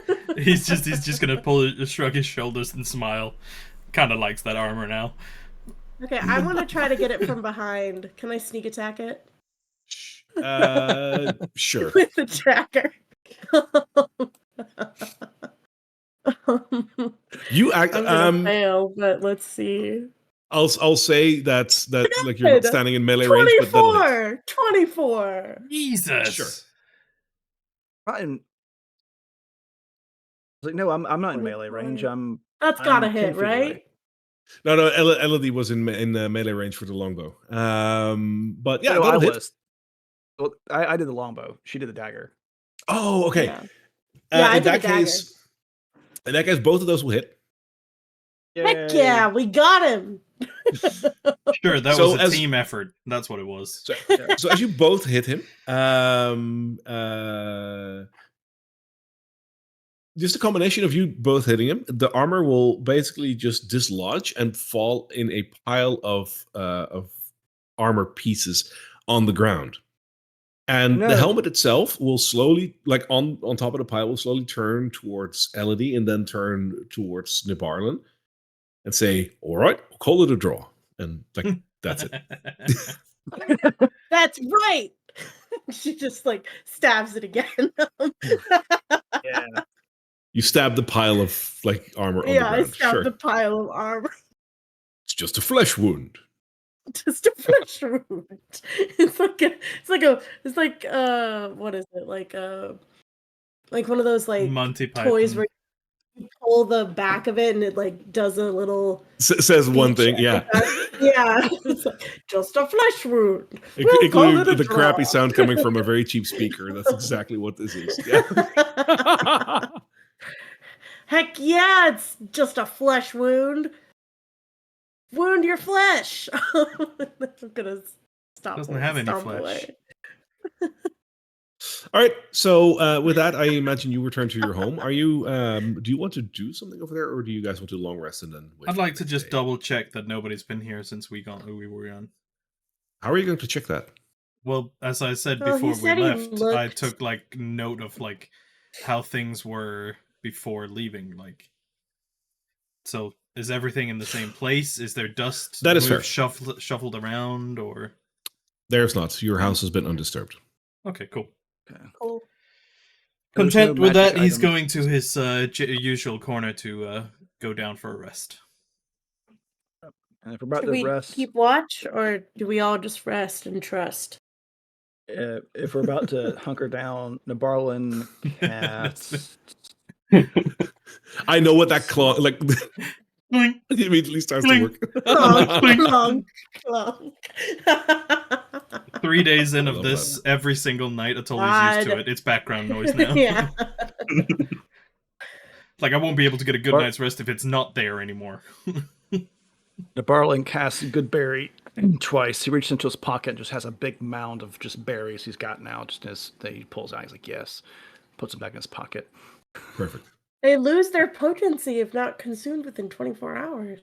That is correct.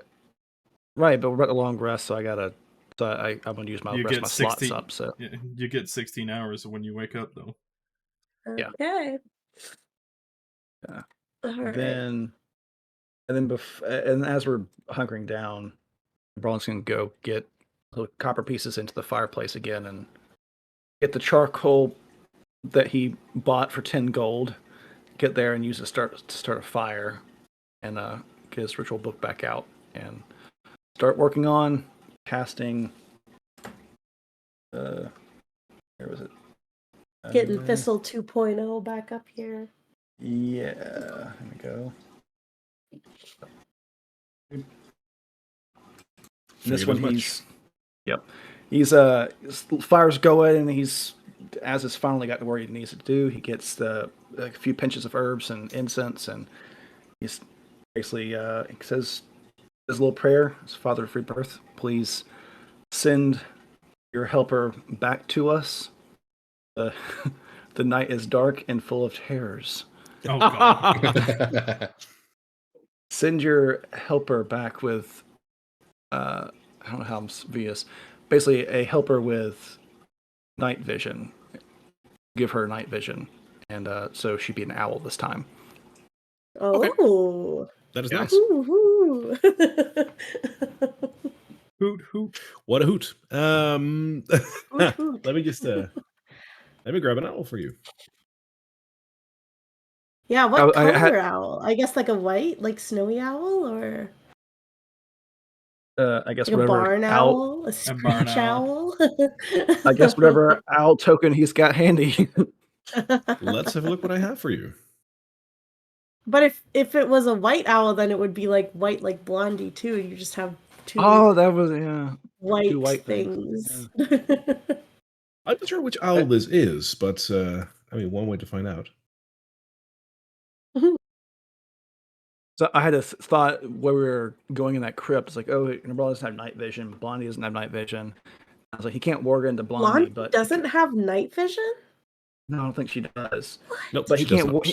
He can't warg into her. But if he has an owl, put an owl on his shoulder, warg into the owl. Now he effectively has night vision. That would be good. Yeah, I got 120 feet worth of night vision. Where's that? Yay, Thistle, welcome back. Welcome back, Thistle. I can't see it. Oh, I see. It's like a great horned owl. Yeah, that's the one. Here it looks like that. Yeah. Welcome Spooky, back, spooky. girl. Who? No, whom? Whom.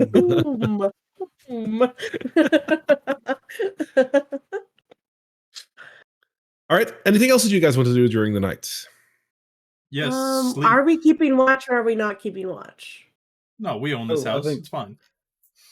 Okay. I'm fine with not keeping watch, but I mean, I'm up for 2 watches, so but I'm not really paying attention, at least for one of them. I mean, Nabarlin, I guess I could do a first watch since he's got to do the fireplace stuff anyway. So first watch is Nabarlin. Atoli is a light sleeper, I usually say. So I died today, so I'm not doing a watch. I asked about the watch, but I'm not gonna do it. She's like, she sits down and she's like, so are we doing a what? Yeah, she falls asleep. Well, she just disappears, and you're like, "Where's Elodie?" And then you look in the corner, she's just curled up, like sleeping, very soundly. I mean, Atoli is a survivalist, so generally sleeps very lightly. With that, the night will turn into day, and I will require 2 rolls, one from Atoli and one from Nespip. Ooh, okay. From You're fine, Nespip? Oh, no. Oh, wait. No. And thank you. Private rolls. Yes. I forgot about those. Take that long rest. And yes, feel free to apply your long rest where needed. Long rest. I play a barbarian in a different campaign, and she's only level 2, and she has 25 hit points. And I'm just struck by the fact that I'm at level 3 and I only have 18. I'm just like, wow, rogues are so squishy. I mean, you hate to say it, but like rogues aren't supposed to be hit. Yeah, they're really not. They're really supposed to be able to avoid that. What I Those are find such glass what I cannons. find more funny is that I have 2 hit points more than you do, and I'm really Yeah, not supposed to be hit. Yeah, you're like a magic caster. Yeah, I'm just a weakling. I just had a god roll, really, on the character. I mean, rogues have the same hit dice as bards and warlocks and even clerics, so they have the same hit die. But clerics have a very high AC, though. Clerics are like, that is the one misconception that a lot of people have. Like, oh, clerics are like cloth wearers, right? Well, first off, no. You can make armor. Yeah. You can make a really well-rounded party full of just clerics, depending like if everyone takes a different Clerics, avenue. clerics you can make a be tank so cleric. different. You can Yeah. I haven't played one of those yet for extended periods of time, so It reminds me of a video that I watched, Crap Guide to D&D, like when they talk about the clerics. They say, like, okay, you just make a group of 5 people, all make them clerics, and call them the A-men instead of the A-team. It's terrible. The A-men. The A-men. I hate it.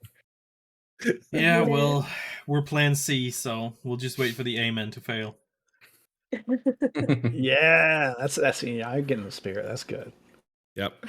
Don't follow the same trail with the C though. Like, you get the A-men, then you get the B-men, and let's not go there. Not the C-men. No. So anyway, it's a new day, is it? Yes, new day. Okay. Thank God. New day. So and no level up. I feel like are we woken up by like Scrounge's like men coming to bang on the roof? Like I feel like okay, that's you're not making this better right now, but I think you wake up to the fact that you get like a couple of drips of water on your face, and you're like, huh? And you look up and you literally look at a worker that is on the roof, like pulling off parts of the roof and just looking down at you, like, morning. And it's not water, it's sweat. He's just no. Ew. Well, in the morning, I'm gonna go over to the Skull and Sword because I'm looking for Blackjack Mel. So Blackjack Mel himself is not there anymore. However, there are a couple of the Queensmen still left there. I'll be looking for. If he's not there, it's not a huge deal. Just see if he was there. Okay. But that's his usual go-to place, though. When he's in Emberwood Village, yes. Yeah, I think he's left town. I guess. Very suspicious timing. Yeah, very suspicious. Now that I actually had a thought that Aldor might be able to help with this too. Now that I'm thinking about it. I think he told us that he would be at their camp in Drakkenheim. Yeah, that's where he's going. He also has to set up a meeting with the Queen for us, so. Should we start heading to the inn they were talking? But yeah. Before we go though, I was gonna something I should have done yesterday, but like Aldor. Morning. When I was here the other day, I should have brought this up. Do you happen to in your supplies or in your trades, do you come across anything like this? And he shows this one of the scrolls, the magic scroll he's got. Yes, I do purchase those here and there and sell them as well, of course. I feel that there is a second question to this. What are you looking for? It's a very specific type of spell for now. It's a spell that allows you to preserve a body. And while I know the Drakkenheim does a good job of that, when you bring bodies out of here, they start to decay. So yes. I'm looking for someone that could help preserve a body if we need to. Preserving bodies, that is a dangerous practice, my friend. It's not a dangerous practice. It's to help preserve a body, to give it proper funeral rites, that sort of thing. My father called it. I think it's a gentle. Basically, you put them in a gentle repose, so they. Yes. I do remember that kind of magic. The question is whether or not I have a scroll of that. Let me think. And I quickly need to check if it falls under a school that I can. Yes, I can. Good. That is it's a second level spell. I do have a couple of scrolls. I can have a look for you if you want. There's gentle repose. And he closes his eyes for a second. And he smiles. And he says, yes, I do believe I have one of those in my caravan. How much would you, for everyone's emotional shade, how much would that go for? Well, this is a little bit more advanced magic. So for a scroll like that, I would charge 150 gold. Done. All right. I believe I have it somewhere here. And he leans into his caravan and within a second, he pulls out a scroll and he says, I believe this is the one. Yes, here you go. Yes, sir. And I hand over 150 gold. Good. Well, let's hope you never have to use it, but in case you do, better to be safe than sorry, right? I would definitely consult with one of the flame keepers after you've preserved whoever you are trying to preserve. Will do. Thank you. And Yes. I leave. Good luck. And he returns to his breakfast. When is he not eating? He's always eating. And this is why he's the immense. Mm-hmm.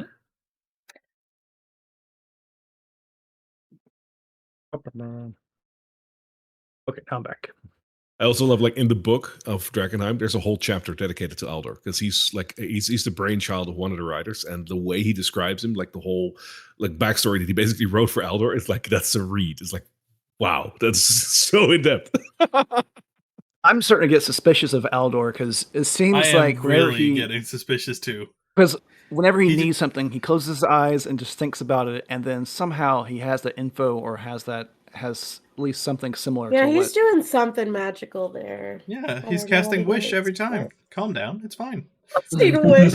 He has infinite 9th level spells to cast a wish. Yeah, of course. He's just a genie. Or he's a genie. He's a genie. We could also just be thinking too much into it. So I guess the plan now, are we going to be looking at as our plan A, but everybody else's plan C here. So are we going to be going to go investigate, try and find the young lady who was missing? Well, we kind of said we would. Want to do next? Yeah. I'm not sure if we're not too late by now, but we can certainly try. There'll still be riches for you in there, Felix. Relax. Depending on how well we are, there'll still be riches in there for you. We know you're money hungry. I was talking more about along the lines of finding her alive, but right, yeah, but we're anyway, such a good group. We care about finding somebody alive.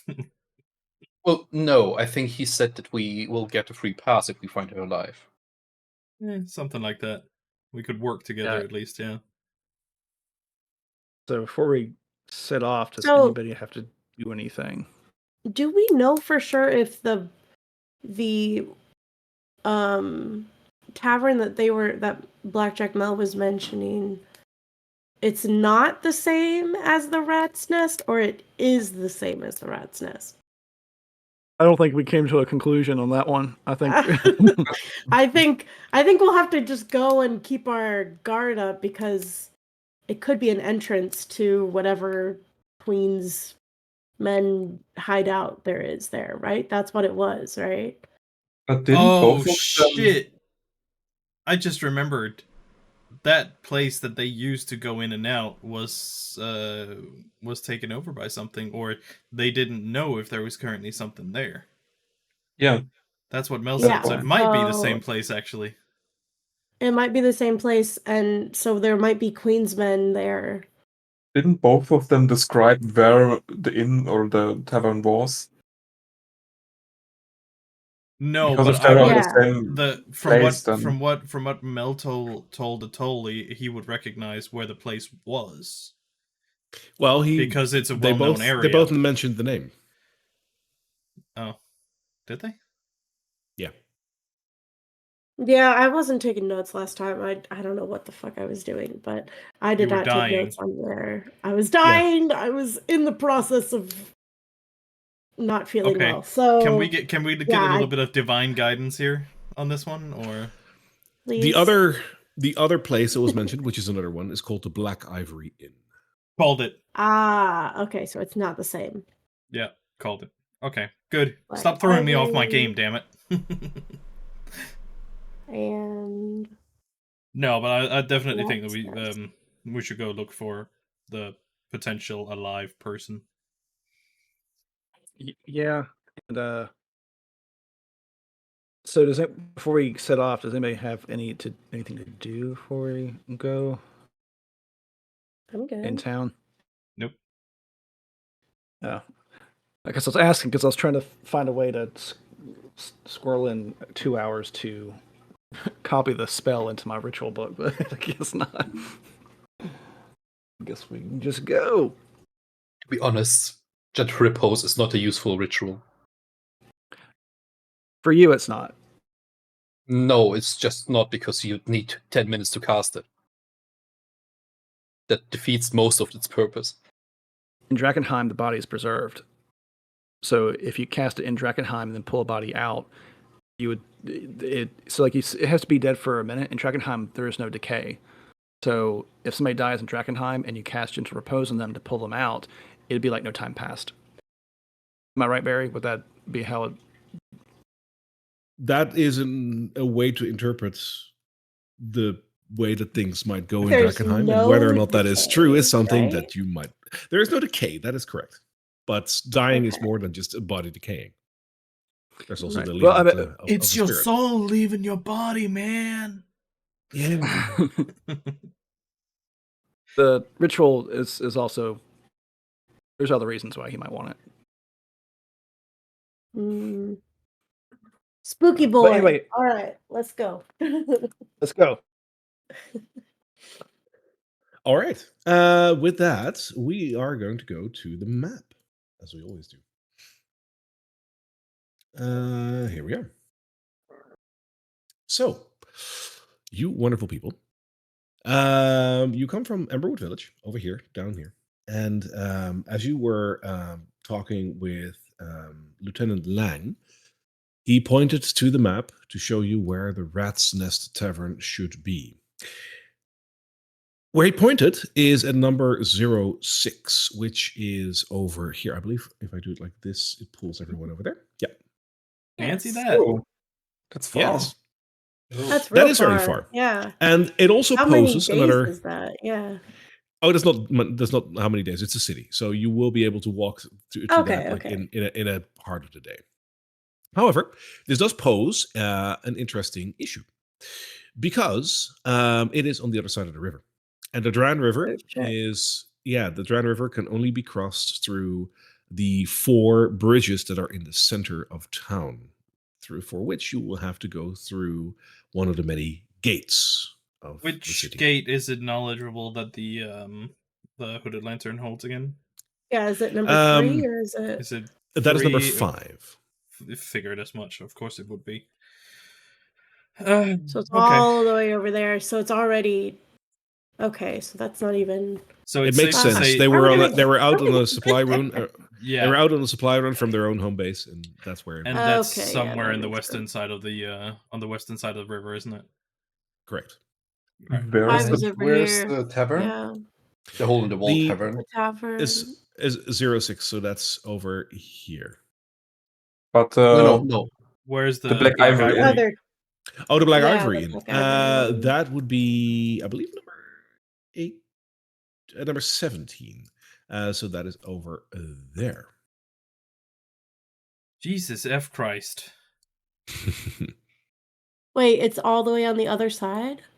Yes. The Black Fuck. Ivory Inn is over here. Oh shit! Yeah, that's literally the opposite side. Okay. Can we actually And the put Rat's Nest. can we put markers on this map?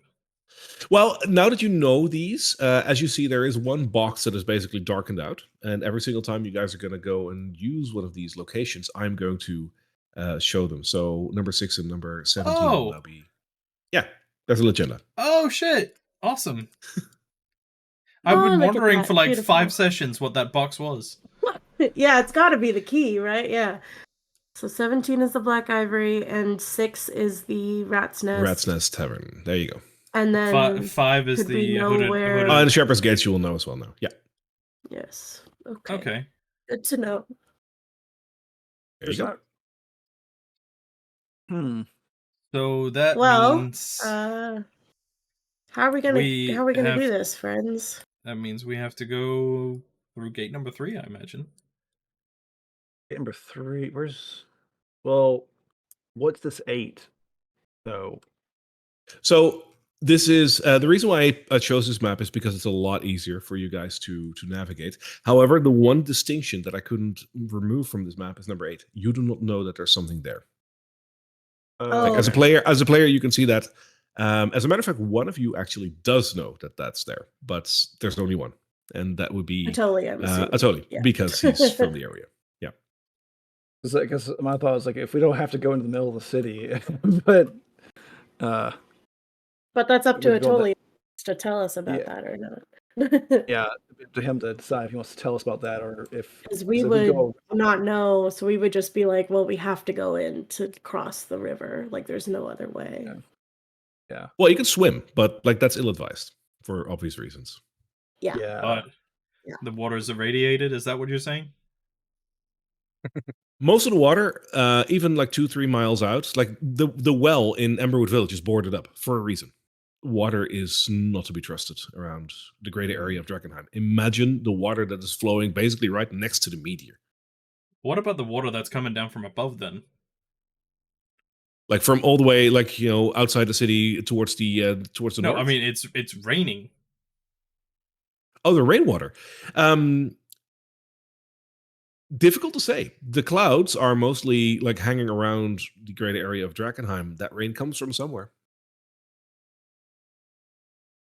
Oh. You haven't talked to anyone yet that has told you anything about this, but I just had a bad feeling when I asked that question. Because what are we gonna do about it? We've already been rained on for like several days. Mm-hmm.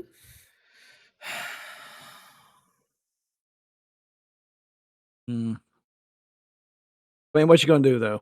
What you gonna do? Create a force field? Make Nespip create umbrellas for all of us that we can attach to our necks or something? I mean, it hasn't done anything to us, and I haven't seen many people running around with umbrellas, so... I'm just spitballing. Yeah. Like, so if we're, as a party, like in characters, we're sitting here looking at Barnes got his map out, we're looking at... my map is, of course, from the crater, so it doesn't have like the crater on there, but it has the gates. And so most logically, like outside of like the issue that Drakkenheim faces, what you usually would do is you would travel into the inner city, so through the gates, pay the gate tax, because that's the whole reason why this structure is as is. You pay the gate tax, you cross the bridge, and then you leave the city on the other side, or stay in the city, whatever you want to do. But going into the city through the gate requires a gate tax. That was how it was in olden days. Nowadays, I don't think that rule is enforced that much anymore, because who's there to do it? Exactly. I'd be like, I guess I'd be looking at saying we have to get over to this number 6 over here if we're wanting to investigate. Not super keen on going through the middle of the city, but I guess we can't swim across. I don't want to swim across this water. So if anyone else has any better ideas, we might just have to do that. No time like the present. Does anyone want to speak up about any better ideas before we do this?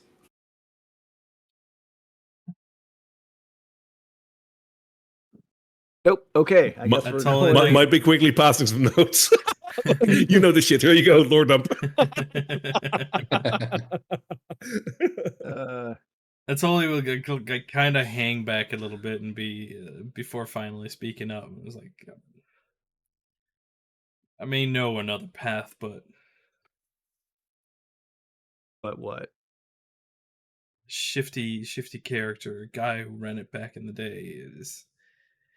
It was highly illegal already back then. I dare not imagine what it might be now. But it's outside the city. So Outside I the guess it main leaves gates, us anyway. leaves us with two options. Then we have possibly a shifty character outside the city, or we go into the city and try and cut through the city to go back outside the city. Is what our options are basically. Or we just say screw it and do something else. That's also an option too. Although 17, so if shit, we gotta go in the sea for that too, don't we? Yes, and on the other side of the river. So there Wow. are alternative options if you don't wish to use any of the available options on this map. If you travel out about 5 or 6 miles, there are other bridges that you can take. But imagine the travel. But that is an option. Yeah. That's like a. It's going to take the bigger part of the day, though. Yeah, to be. It's a day basically to go back and forth to that, time and who is knows what happens on that road. Yeah, not only that, but time is practically of the essence of a person we're trying to find out if dead or not. Yeah, so we can't really do that. And I imagine that time is ticking, even as you're doing your DM things in the background. If we just long rest for 5 days and somebody go find her, she's just gonna be eaten up. So we basically only know for sure we can get in or over the river if we go inside the city through gate 3. Yes. Yes. The other place is a toss-up. If we go there, there is nothing remaining there. There could be nothing remaining. It could be horribly mutated. It could be beset by something else, or we could end up in debt to some really shady dude. Let's take the safer of the two bets. Yeah. Safer, which that's which is that? The more certain one. Oh, okay, so 3. So you want to go Yes, through the main city close to the crater. How do others get through the city? That's real close. Well, the potential ferryman.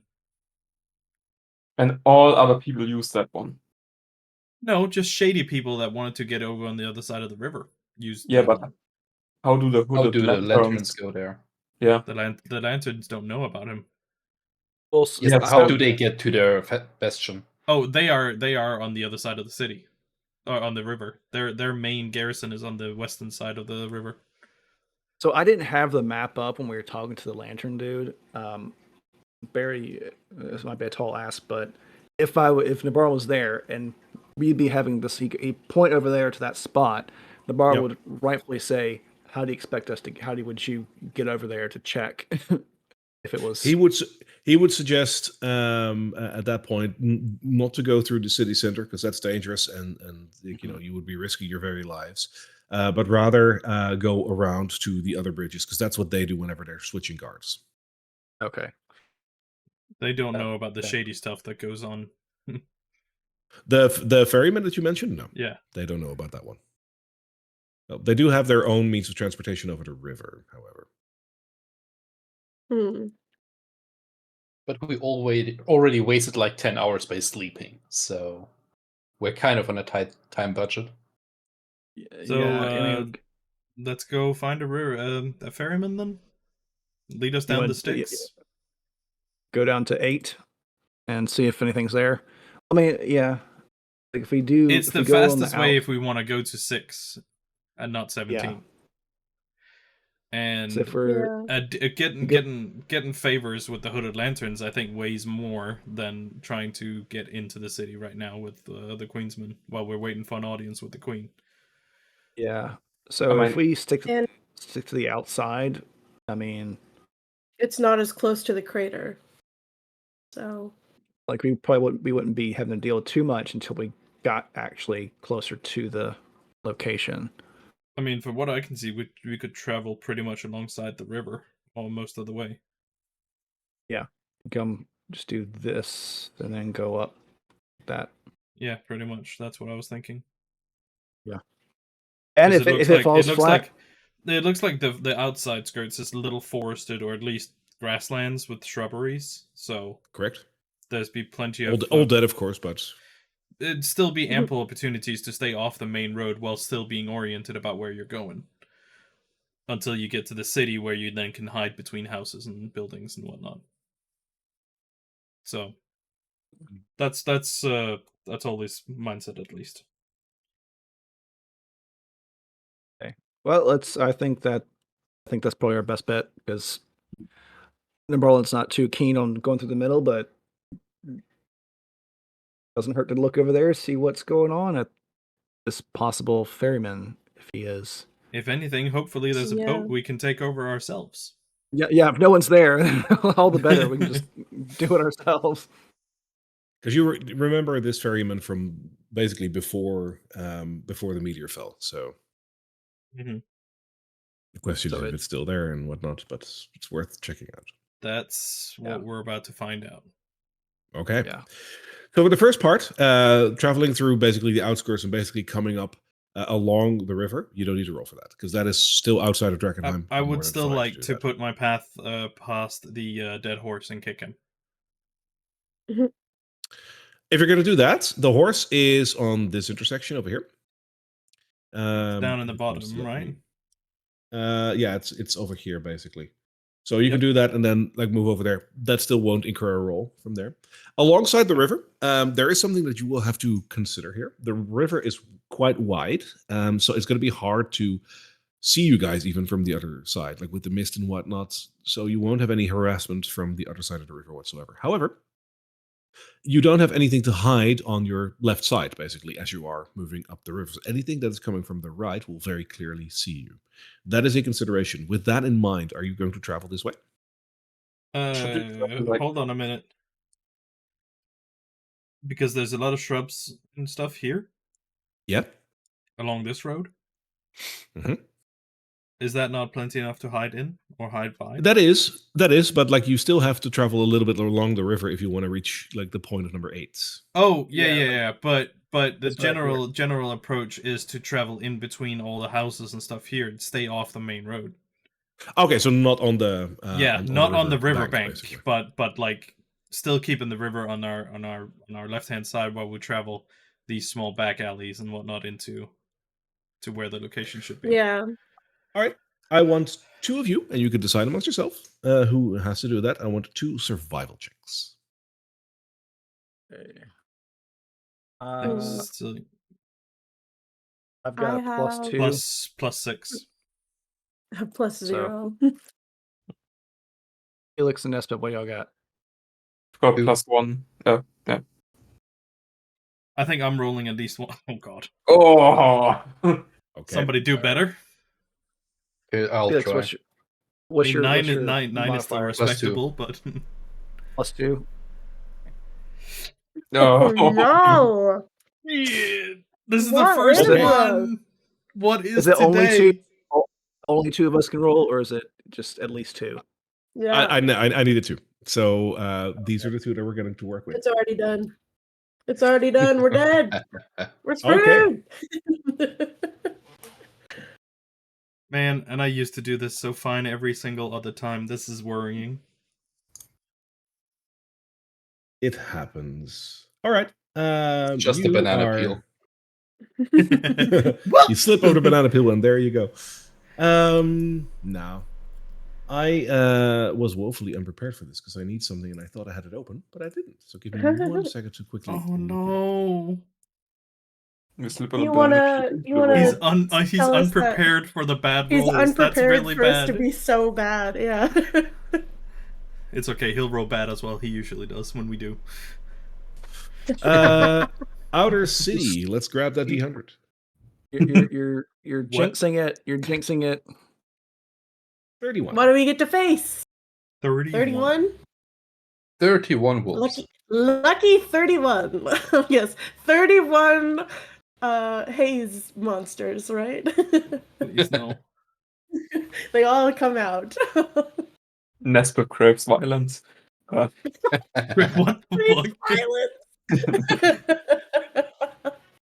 He's like, let me at him. 31 Elder Liches. All right. Almost done. Yeah, this is just getting worse right now. Everyone's like, oh, it's happening. All right.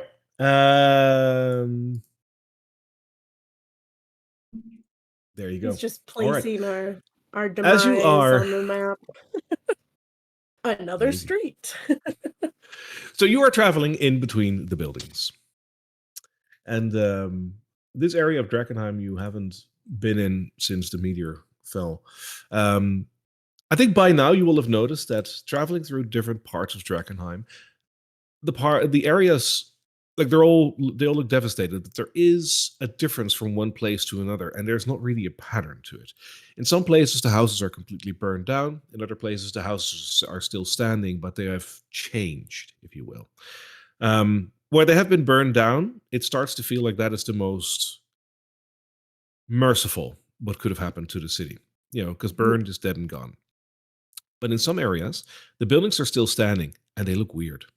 Sometimes you encounter a building that almost looks like it's completely made of glass. Then you turn a corner and you find a building that is partially broken and still floating in place, the bricks never hitting the ground, almost as if in stasis in time. Stuff like that is weird if you see this for the very first time, and the encounter that you have over here is no exception to that. As you walk through the various streets, and since you're moving upward, I'm going to place you guys here in this side street. Give me 1 second. Let me place all of you. We're about to fight Baba Yaga. Yeah, I want to fight Baba Yaga. Actually, I'm okay with this now. If we can fight Baba Yaga, I'm cool. I don't think I would be in the lead. I mean, Felix and Atoli would probably be. Yeah, I would. And I imagine Thistle is with you guys as well. Yes. So let me plop her down as well. There we go. So as you turn the corner over here. She's been a hoot this whole time. You're noticing that part of the area over here is blocked off. To your immediate left, there's just a pile of rubble. But to your right, the street is open and continues forward to reach your destination. So as you turn the corner over here, the pile of rubble is over here. So basically the left side of the map is over here. Okay. Towards the right, however, the street looks distinctly different than what you just came from. The buildings you just walked in between are mostly just broken down, partially burnt. Over here, a couple of the buildings honestly look like they've been coated in flesh. The walls look like they're made of human tissue. Oh no, we're not in a very grotesque and icky way. So I didn't mean it for serious. DM.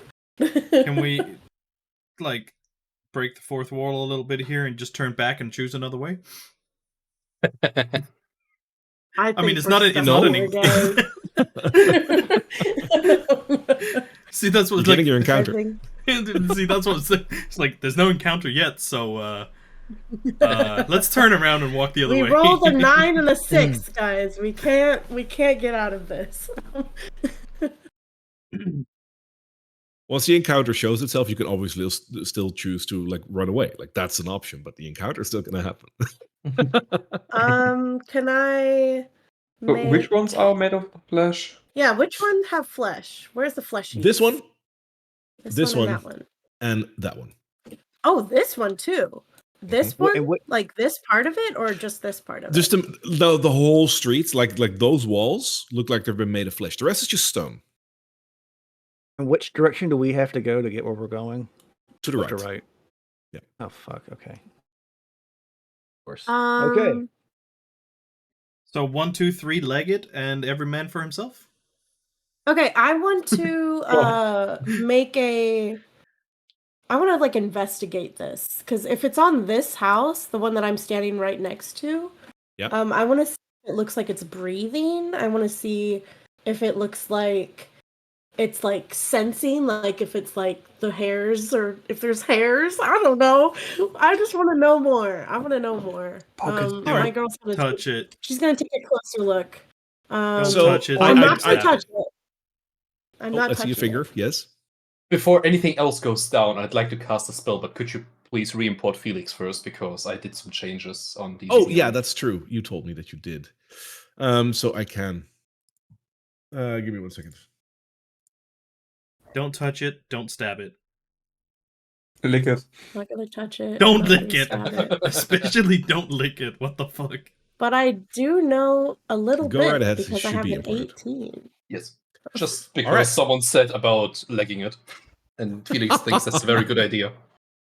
All right. So with your investigation here, I only need to know how you're investigating this. Are you just like taking a close look? So I'm taking a closer look. I'm being very careful to not touch it, not even really breathe on it, but I'm just trying to really observe, like, is it alive, or is it just like covered in like dead flesh, or like I want to know if it's alive, basically. Okay. So with the 18, you take your time to really have a good look at this. And it's hard to pinpoint whether or not this is alive or not. What you can definitely see is that the wall itself is not covered in meat or flesh. Meat just sounds a little worse even. We're going to go for meat. Meat. It's not like the walls is covered in meat. It has become meat. Like something happened here. You recognize the brick pattern still in it. And as you're taking a closer look, all of a sudden, the meat in front of you moves just a tiny bit, creates a little slit, and an eye pops out and looks at you. Oh god damn it, Cinch. Go away, Cinch. It's literally a wall of flesh. It's does it have a mouth? The eye is just there. Just the eye. And there's like a bit of hair around it here and there. No. Don't touch I think it. I would jump back. I think I would jump back instinctively. Okay. And probably be like, and I would just point at it and not say anything. I would just try to gesture to the rest of my crew. What the fuck is that? It's an eye in the wall. It's like a stalk, right? Like a little. No, it's literally just like a yellow eye that is like pointing. It's just pointing out from the flesh. Yeah. Is anything happening to the other walls, or somewhere? The other walls are pretty much still. They're also not like moving, or there's no pulse in it. It's just it looks like flesh. I was gonna say hi. No. And kind of. God damn it. Yeah, I'm gonna talk to it. Fuck. Okay. You scared me, I'll say. So as you say hi, the eye immediately focuses on you. And you hear a smushing, bloody sound as the wall itself crumbles down into a pile of flesh. Oh no. No. No. You're a rogue and you don't know the point of being quiet. No, I think I thought that it was like intelligent. I thought that because it's got an eye, I thought, and it looked at me, I thought that I could talk to it. Intelligence. But I guess intelligence is not equal to nice. Yeah. I know that now. Definitely know that now. It's a stretch to say that everything that has eyes is intelligent. Well, that is very true. It focused on me, I thought maybe we could talk. And how did you think that was a good thing? In Drakkenheim. Isabel knows that it's not a good thing. Elodie is a little bit dumber, okay? She's not.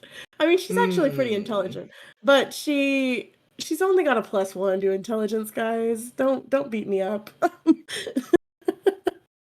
All right, I need all of you to roll me in a initiative roll because Yeah, that's what I thought. That's what I Yeah. fucking thought. Nice. nice. Okay, not terrible. Just your standard 10. Oh wait, do we have nat 20s? 2 nat 20s? Oh Apparently. no, Tolly just has the same. Yeah, it's the Does same Tolly for me. automatically have the same? And Navarro Another is back- 7. You back back to your where old he- self again. Yeah. Back to my old self. That's Back it. to his old self. Felix, what are you doing at 5, buddy? I rolled a natural 1. Oh, hun. He was very startled. Sorry. He just leaned back and wanted to see what happens.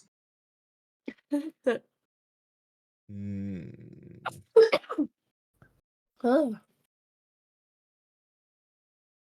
All I right. would go for this one. But I would It's argue just- that there's Elodie is two closer to the gibbering? wall than I am. That is How true. I many think you two should gibbering? swap places. So there are Oh, two, yeah, two sorry, of these I'll be things right that pop there, out on yeah. the street against us, or Correct.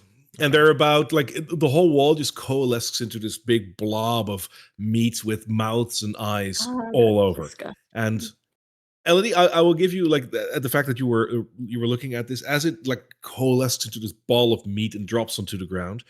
You realize that the wall itself, probably at the moment of impact and the meteor hitting this street, probably splattered everyone who lived here into the wall. And this is the result that you're seeing here. This is not one creature. This is like 30, 40 people blended into one. these are families. Thanks for that information, Nightmare Fuel. Drakkenheim. Thanks.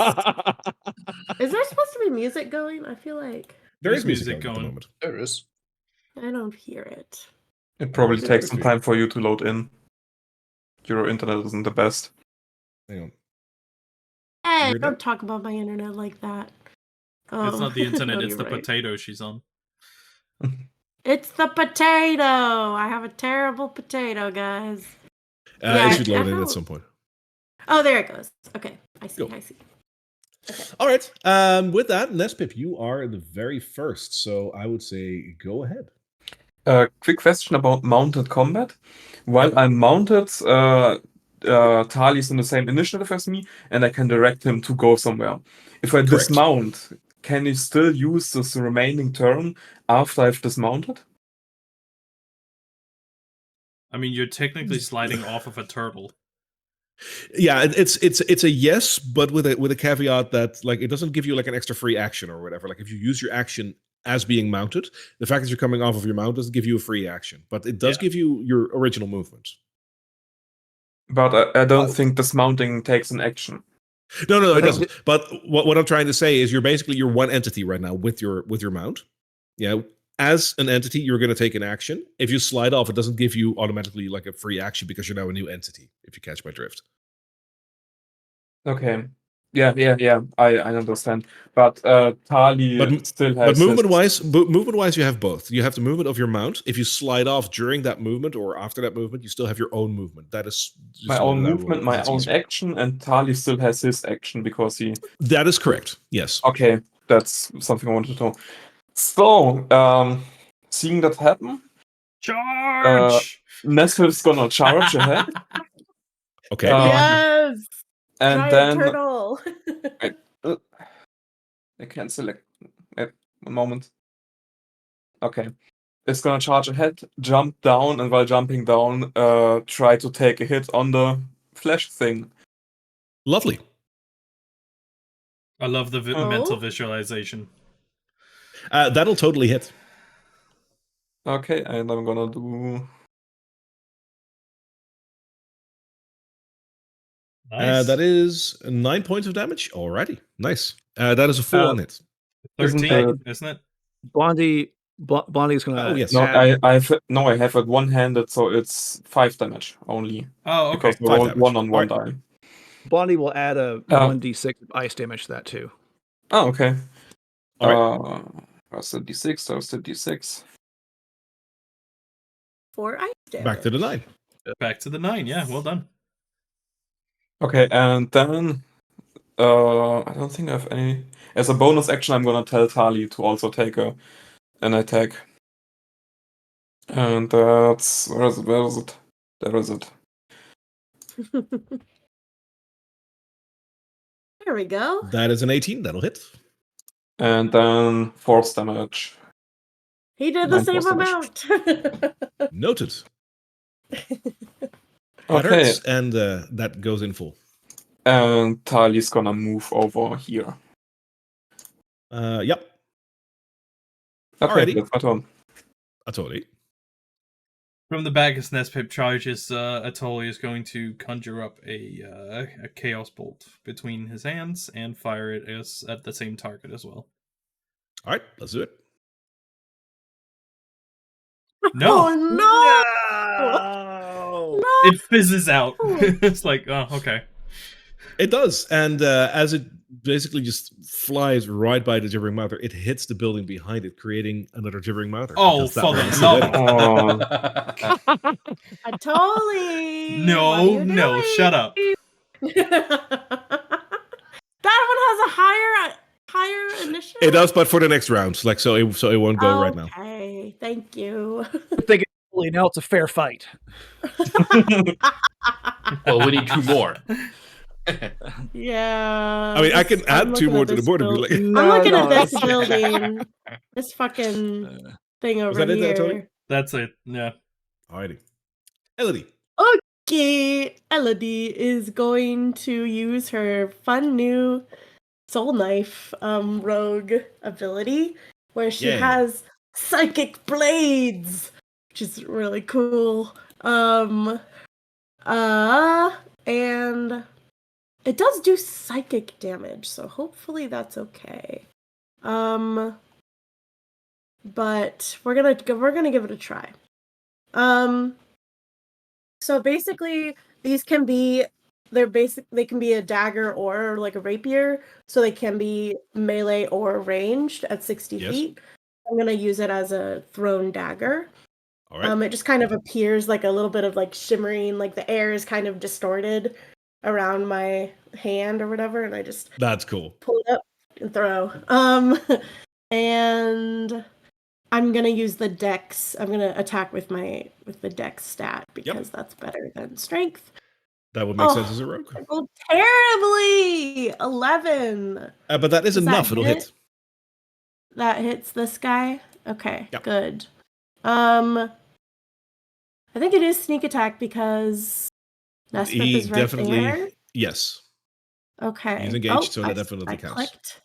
I clicked away. I clicked away. Okay. Then I will roll some damage for that. I don't think the sneak attack is psychic as well. No, just sneak attack is a separate action and has its own damage. So yeah. So it's 9 plus 8? Yeah, so 17 is my total. Yep. And since the distinction doesn't matter over here, that'll be a full 17, which makes it bloodied.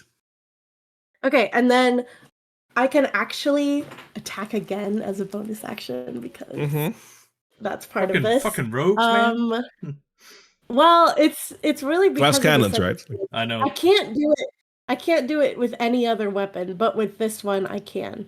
So I will do that, and I only get sneak attack once per turn, right? Yeah. So correct. It doesn't apply to this one. But let's see if it will hit. Nope, it won't because it's a 1. Fuck. Nope. That'll go wide. So it's not only me. Good. A little wide, guys. And then I will dance backward 10 feet. And yeah, that's it. All right. The congealed, gibbering mouther pile of flesh that you all just attacked will slide over here, which will give Tali an attack of opportunity. And he will take it. Yep. Will he take it? He will take it. Really take it. That'll God, be a solid hit. why is your turtle rolling better than me? God damn. That is 8. Does he get him? Noted. Does he get him? Not Yeah, it quite? hits. No, he's still. I don't want to say standing because he doesn't have any legs. As it slides forward a little bit, it looks towards Nibarlan, and one of its mouths just like a, and it just spits a green blob of spittle at you. No. As it hits you, it explodes, and everyone around you in a 5-foot radius. So that would be Elodie, Atoli, Blondie, and Thistle, and Nibarlan. All need to. She hasn't taken her action yet to move up yet. Well, she was flying when we walked in. Oh, she was flying when you walked in. How high is she? I think we kind of set 20 feet as like it's high of a building, so that high. Yeah. In that case, then she is fine. There we go. But the rest, I need you to make a dexterity saving throw. My old friend, the dex saving throw. Oh my good lord. Okay. That was so close to being not a 14. I have a 19. Okay. My rolls are horrible today. Baby. Atoli. What are you doing? How do I do a saving throw? It's just saying ability check, or it doesn't matter.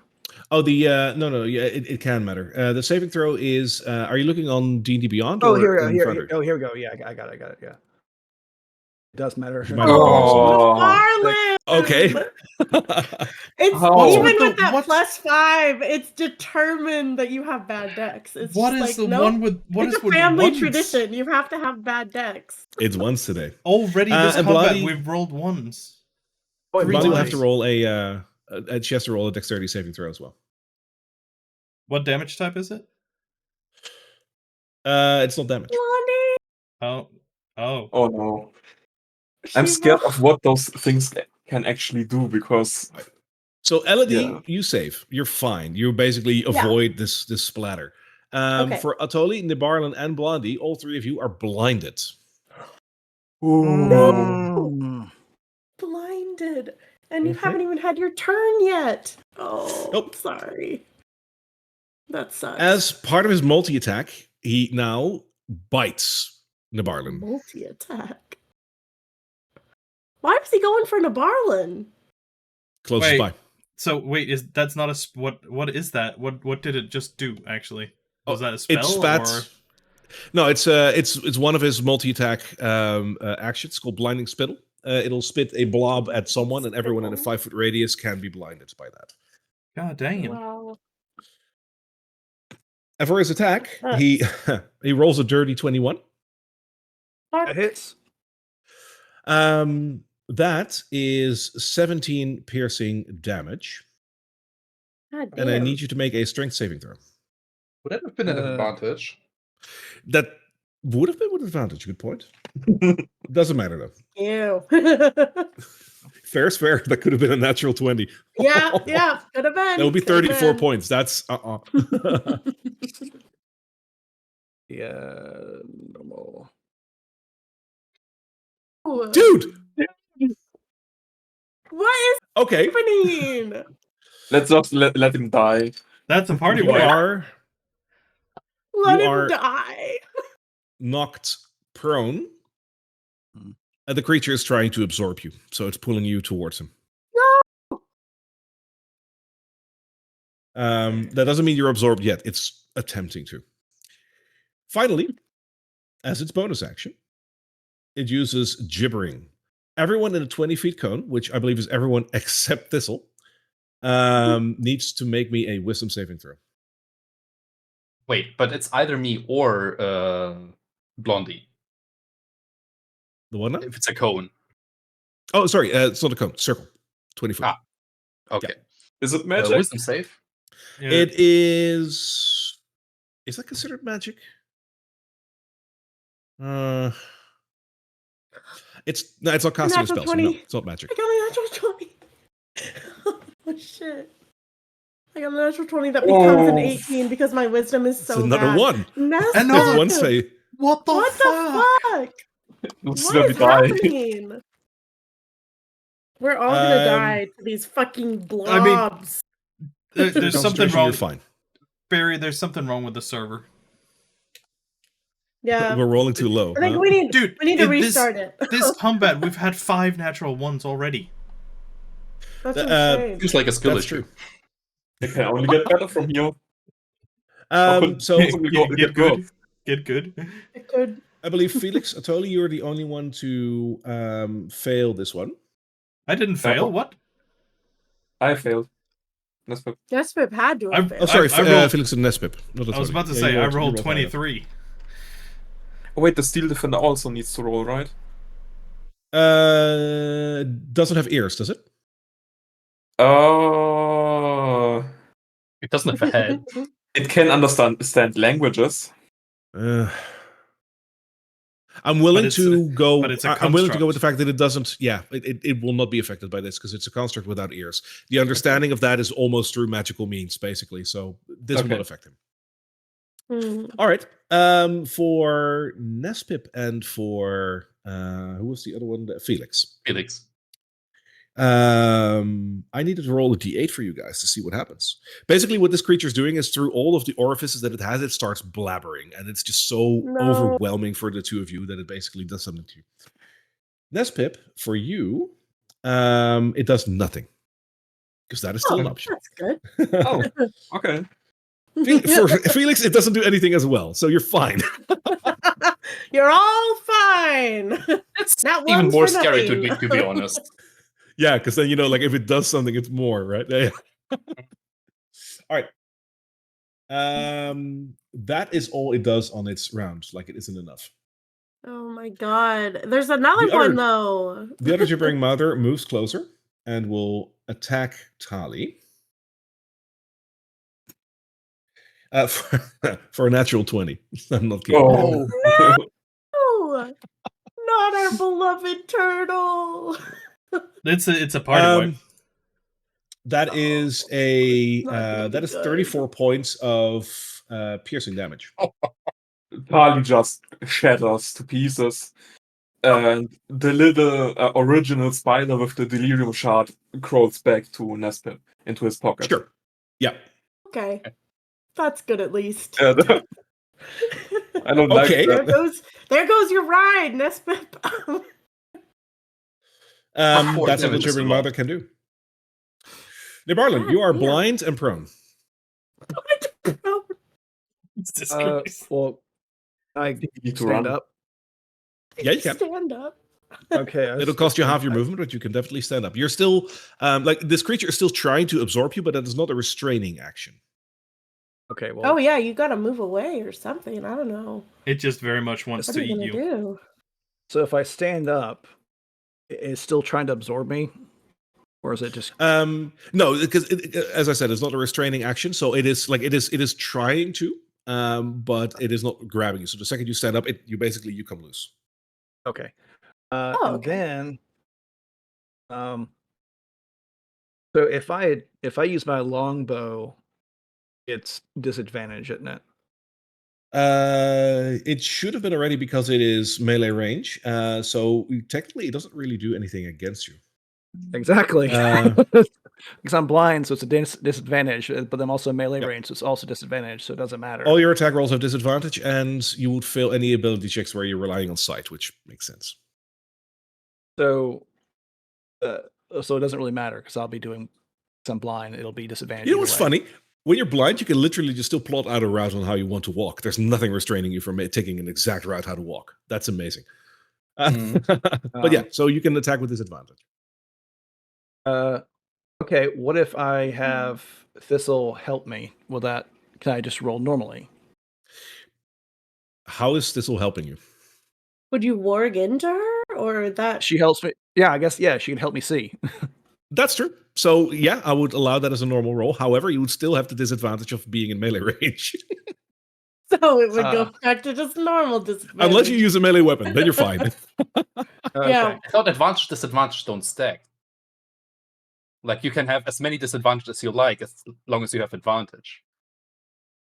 Basically, they always cancel out. Yeah, you're right. I mean, this is a semantic. This is very semantic, but you're not incorrect. You have a way. I have a disadvantage against you that you can cancel out with an advantage, canceling out the disadvantage. So it's normal. You're right. Yeah, that's weird.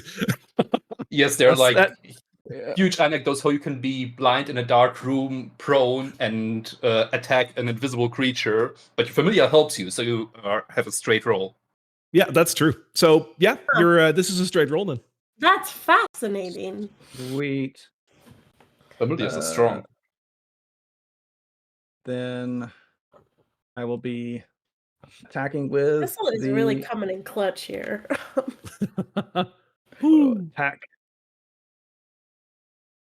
Okay, there we go. That'll hit. Yep. Hit that man. It's not really a man. 10 points total. It is not looking too good, but it's still standing. Okay. It's still standing. I can't really, if I move, it's attack of opportunity. Yes. So I don't want to. So I got walloped. Blondie is going to go in for an attack, although her attack will be, of course, that will be disadvantage here. Yeah. Yeah. So she will bite, attack, disadvantage. Yeah, no. 7. Are you shitting me? Come on, Blondie. Nope. That'll miss. Oh, she trumps the air, but it's cute. It's really cute. But... She tried. She's trying. She's trying so hard. And that's it for turn. Felix? Felix moves up here. He will then whip it? Whip it good. Yeah. Whip it real good. Okay, yes. First of all, he will use his whip to attack the creature. Yes. Let's see if he hits. Oh. That is a 10. That'll hit. Okay. Oh. Then he will also use... where is it?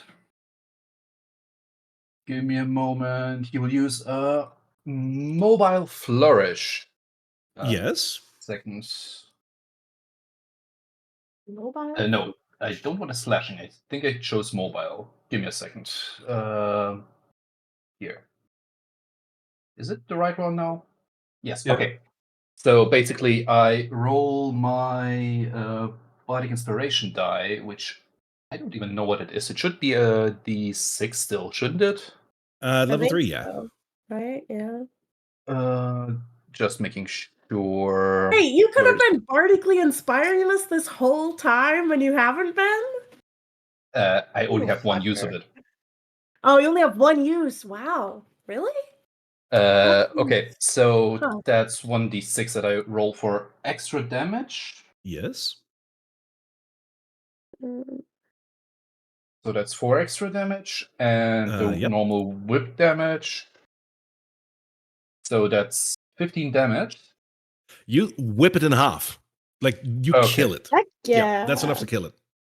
Okay, I didn't even need the feature of the mobile flourish, but more damage is always good. I moved 5 feet this turn. I have Longstrider cast on me, so I have a speed of 40, and I attacked, which means my speed also increases by 10 because of Blade Flourish. That's a passive. Jesus. So I still have a speed of 45. Yep. Where do I want to go? I don't want to be bunched up all here, but that's a bit far. You know what? I think this seems like a great place to be. Sounds good. That's turn. With that, we go to the top of the round. Nespip. Did it already have an attack of opportunity that it took on someone else? It's dead. It's dead. Oh, it's dead. Haha, I'm dumb. Crying over Talia is a free action, by the way. Yeah, he's expendable. I don't care about him. The spider came back. He sheds a thinking tear. He's Fairy literally fi- replaceable. Fairy fire doesn't help anything because it's easy to hit, except if everybody rolls natural ones. Not guaranteed. Which forecast isn't great. Like it sounds like these things are glass cannons, basically. Like they hit hard, but also No, go we've down. we've hit hard, pretty hard, the times that we've hit. I guess that's true. And Tali got taken down by a natural 20 and assume a pretty good damage roll, I hope. I think the one thing that you might have noticed about these creatures now that you've been in combat with them for a couple of seconds, they move very slowly, which they do. They get a very slow movement speed. So when they did their movement, that was like their full movement. They couldn't have gone. Yeah, 10 feet. That's it. Okay, yeah. Good to know. I'm gonna...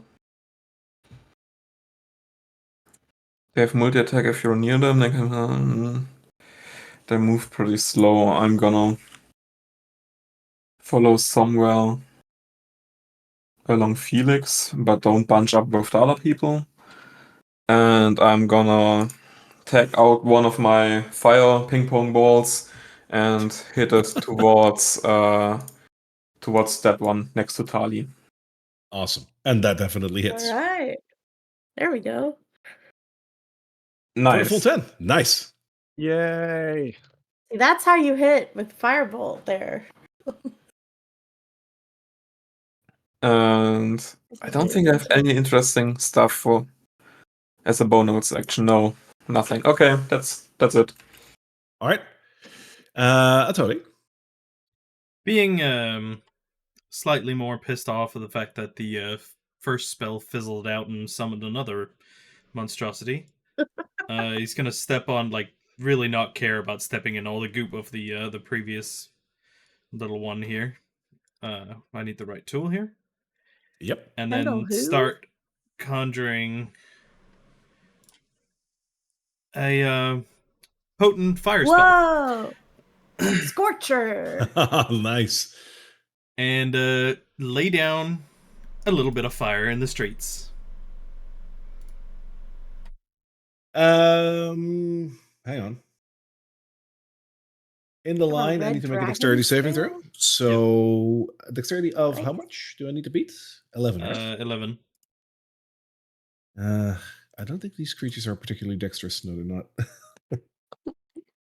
That's a 3, so you're fine.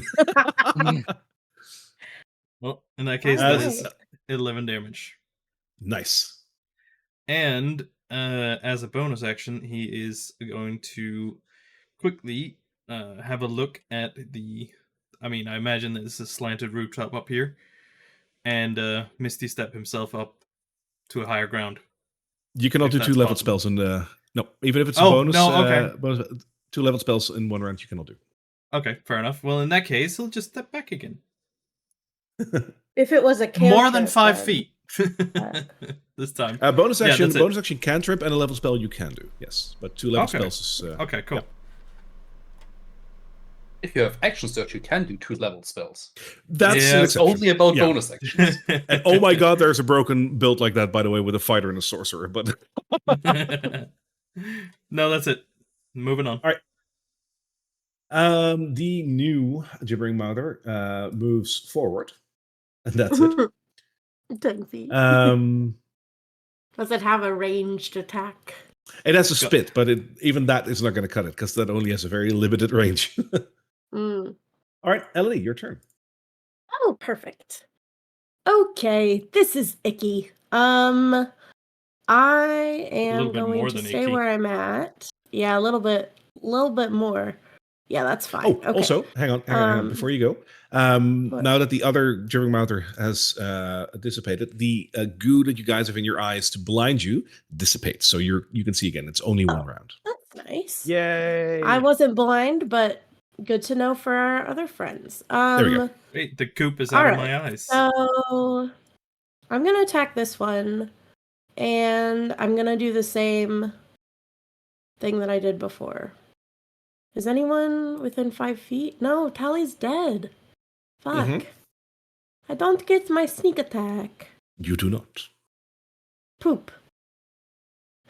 Okay. You don't even get that. You don't. I don't get to poop? All But that's your right, sneak let's attack. That's do- we're sneak attack, or we're just gonna attack, and I think it'll automatically roll the sneak attack if I hit. But 14, that should hit, right? that'll hit. With my psychic blade. Is this a weapon let's see attack? if it will. Psychic blade is still technically a weapon, right? Yeah, it is. Okay, It's a magical weapon, actually. Since Blondie can see, you can add 1d6 of ice to that too. Yep. Okay. Well, one of my d6 that it rolls for the sneak attack could be one of those. Yeah. Take the 4. So that'll be 9. 9 in total. Yes. And oh wait, is it 9? Or would it be? No, wait. It would be 8 plus one of the 4, one of the d6. So 8 plus you. I could take the 1 if you want, 12. but No, I'll. Yeah. There we go. Okay, noted. Let me do the 12. All right, and then I'll bonus action another one. Another one. Please. Oh, that's much better. 21. Okay.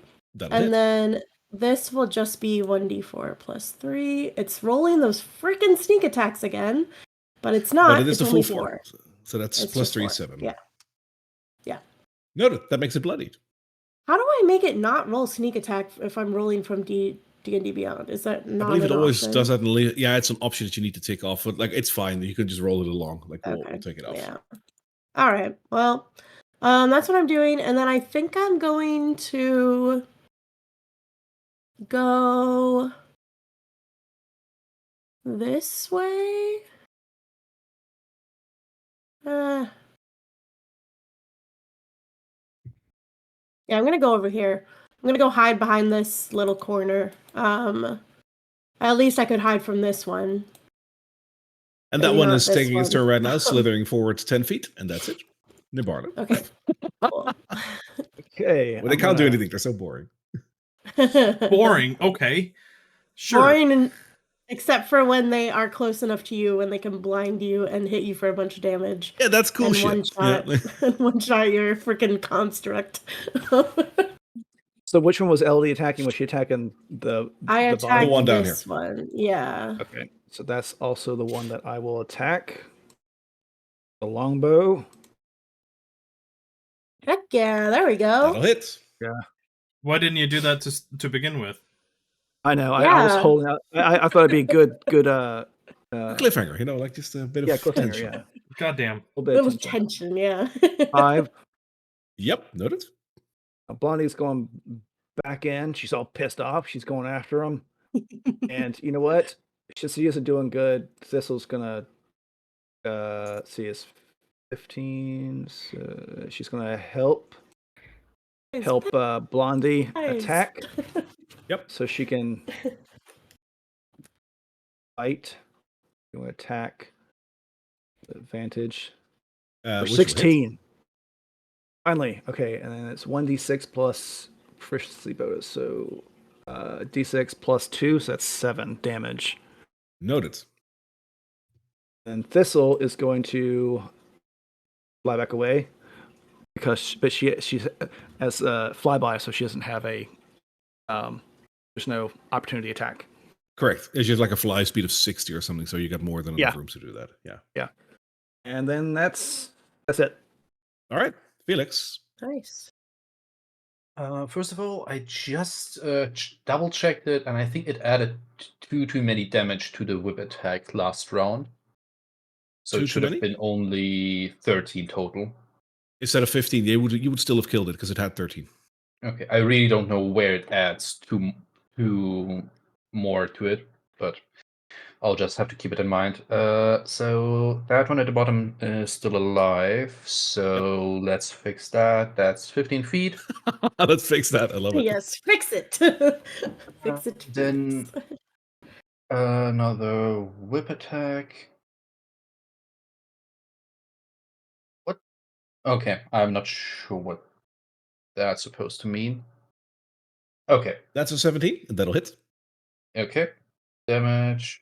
Yeah, for some reason it's adding something twice. I don't know why. I'll just take it off. So that's the only 2 6 plus damage. 2 on the end. I see. Yes, it should only be 1 plus 2.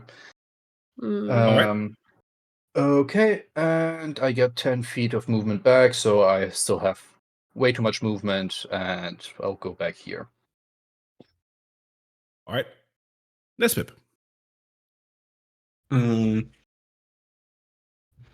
Seeing that that guy is coming closer, Nespip is gonna move. What does it say if that's 10 feet?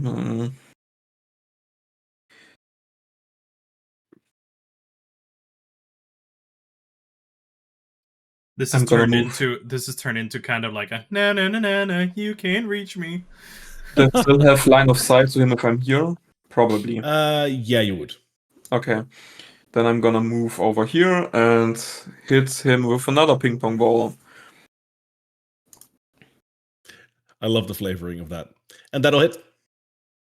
And probably catching it square in the mouth in some way because it blows up as you hit it. Ooh. Yes. That's my turn. Alrighty. Let's take it out of the turn as well. There we go. Atoli. We will once again try to conjure up pure chaos.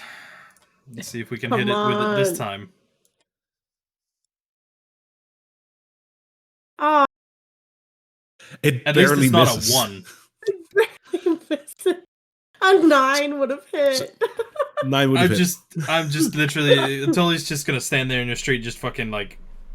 He's just like, I can't win today. This is not my day. I can't fucking win. This is not my day. Ellie. At least it wasn't a 1, and then another thing pops up. Yeah. All right, so question. How smart are these motherfuckers? What would you think? I think they have a negative bonus to their intelligence. That is not an unfair assumption. Okay. Probably had a lot of brains. So basically, I'm just saying, like, this guy saw me run across over here, like, run this way, but I want to try to get advantage for my sneak attack by, like, hiding and then jumping out at it. Is that a thing that I can do? Does he have object permanence? I guess is the question. Yeah, like I'm just basically asking. I just ran behind the building. Is it smart enough to know that I'm still there? You'd need the hide action. I'm not sure if you could already do that as a bonus action. That is the thing. If you would actually hide like that, then it would be fine. Because I agree that, like, while it has a lot of eyes, her perception is very high with this creature. His intelligence is dramatically low. But you would have had to hide. Which I believe, I think at higher level that he can bonus action hide. I don't know. Yeah, it's a higher level thing. I can't do it. Oh no, it is a bonus. No, your cunning action. Yep, dash, disengage, or hide. So if you do that, I will allow it. Yep. So I wouldn't have my bonus action attack, but I would be able to get the sneak attack on this guy, and I would not be able to otherwise. So I think if you manage to hide. Well, yeah, you still. Oh, do I have to roll to hide still? Yeah, you do. Oh, okay. All right. I'll do that. I have good stealth. Right. Yes, I will bonus action hide. Yourself. All right, go ahead. Please, please, Lord. No! No! Why? What? This creature is well aware of where you are. Fuck! So that's 6 natural ones this combat. Yeah. To add insult to injury, I rolled a 4. Fuck! So I was like, you got this. No, you don't. I don't got this. The wall also crumbles for you now. There's just a giant opening. Well, it would have. Technically, I still have an 8, but because it's a natural one, it's an automatic failure, I think, right? Yeah. Is that how we play it? Yeah. Yeah. Natural ones are natural fails. Okay. Well, I am going to try to attack it with my blade. Or with my psychic blade anyway. You can still try that. So I just kind of step out this way and throw the blade. Yeah, that'll hit 17. Yes. And it's gonna roll a sneak attack, but just ignore that sweet I will. sneak attack. Alright, so I did 7. 7 total. Yeah. And then I'm going to back the fuck up. You want to add Blondie's cold attack on that? Yeah. Oh yeah, sure. So I could add one of those d6s. Just roll another d6 for that. Or roll another one. Roll. No. And there's a 2. All right, it's a 9. Yeah. Okay, so then I'm gonna go back 20 feet here, just so I'm not gonna be killed by this thing. You hear a totally slight mumbling under his breath, like pissed off. Yeah, well, you basically saw me try to hide, and then I like knocked over a can or something. Like, really obviously did not hide. I'm just like, fuck. Yeah, you're standing behind this wall, like, you know, getting ready, like getting your psychic blade, which like zooms into action, and you can see the blade like from the other corner, like around the corner. That's like some scary movie shit where it's like, you guess forgot where there was I a window. am? Yeah, I can see your shoe. Yeah, it's like I forgot to completely conceal myself behind the corner. The blob was like, I can still see you. All right, shit. That's fine. All right. Was that it? Yep. Yeah, that's it. All right. The gibbering mother will move towards Blondie. And it will do a couple of things. First off, it will spit at Blondie. So I need a dexterity saving throw. Blondie, both of our companions. Do you have another dragon you can puke out of your mouth? Yeah, do you have another dragon in your stomach? It misses. So it's not blinded. Oh, good. And then it'll try to bite Blondie for a natural 1. There we go. I got 1 too. Yeah. That's 7 natural ones this combat. What the fuck is happening? She's juking. So it bites the ground. With that in Ireland. Bite the curb. Okay. Another one bites the dust. But yeah, there we go. Another one bites the dust. Yes, perfect. Going for longbow attack. That'll hit. For 16. Damage here. Oh. Damage is damage. Yep. And then getting Blondie go after him. Going. Come on, Blondie. And also, she's just not very good. So Thistle's also helping Blondie. You're gonna have an entire menagerie by the end of this campaign, aren't you? Yeah. It's like gonna be Nabarlin and all of his forest friends. I think technically you have to be in melee to help someone for an attack. Yeah, she can fly in and then fly out because she's an owl. But that would constitute an attack of opportunity. Not with an owl. Not with Does it have a feature for that? The owl has like a feature. Yeah, it's flyby. It does. It's called flyby. Oh shit! Yeah. The owl doesn't provoke opportunity attacks when it flies out of an enemy's reach. Wow, that's so cool. I didn't know owls had so that. Okay, cool. Yeah. You're fine. Yeah. Okay. Thistle should have been an owl to begin with. just saying. Like I didn't know that. Cause did you just do So it's 1d6 plus so 3 damage. Okay. Nabarlin is secretly like Disney Princess Core with like all of his animals. Anything else, Nabarlin? That's the turn. All right, Felix. And he's royalty or like nobility? My God, Disney Princess confirmed. Defeat.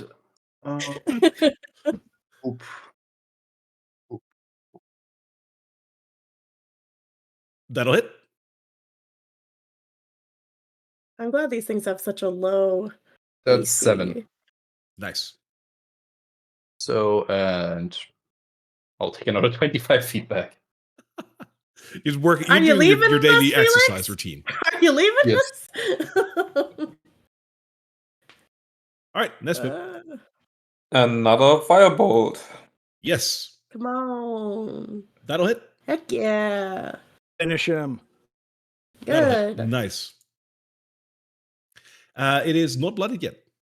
Oh my god, this thing's Not bloodied yet? Fuck.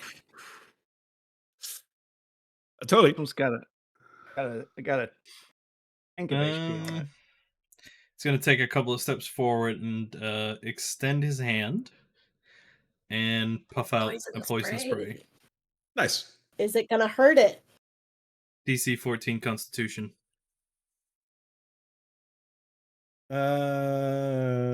Yep. Inhale my gas. Wait. Hang on. I might save that, but I need to know what his Constitution bonus is on that. That is 13. No, he fails. 4 damage. Nice. And then he steps back in line again. Elodie. At least you hit it this time. Shut up. I At least I can hide. Oh, shut up. That was mean.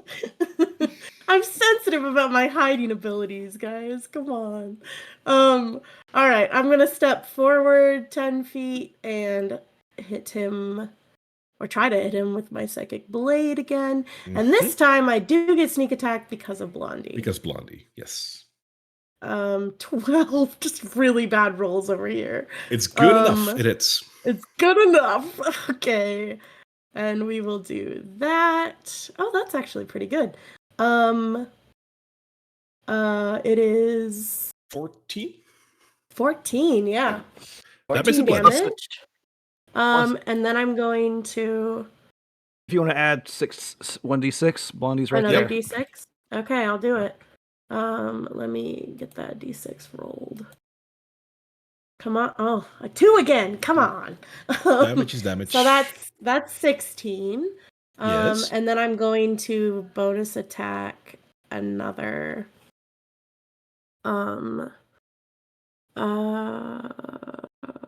psychic Another blade. dagger.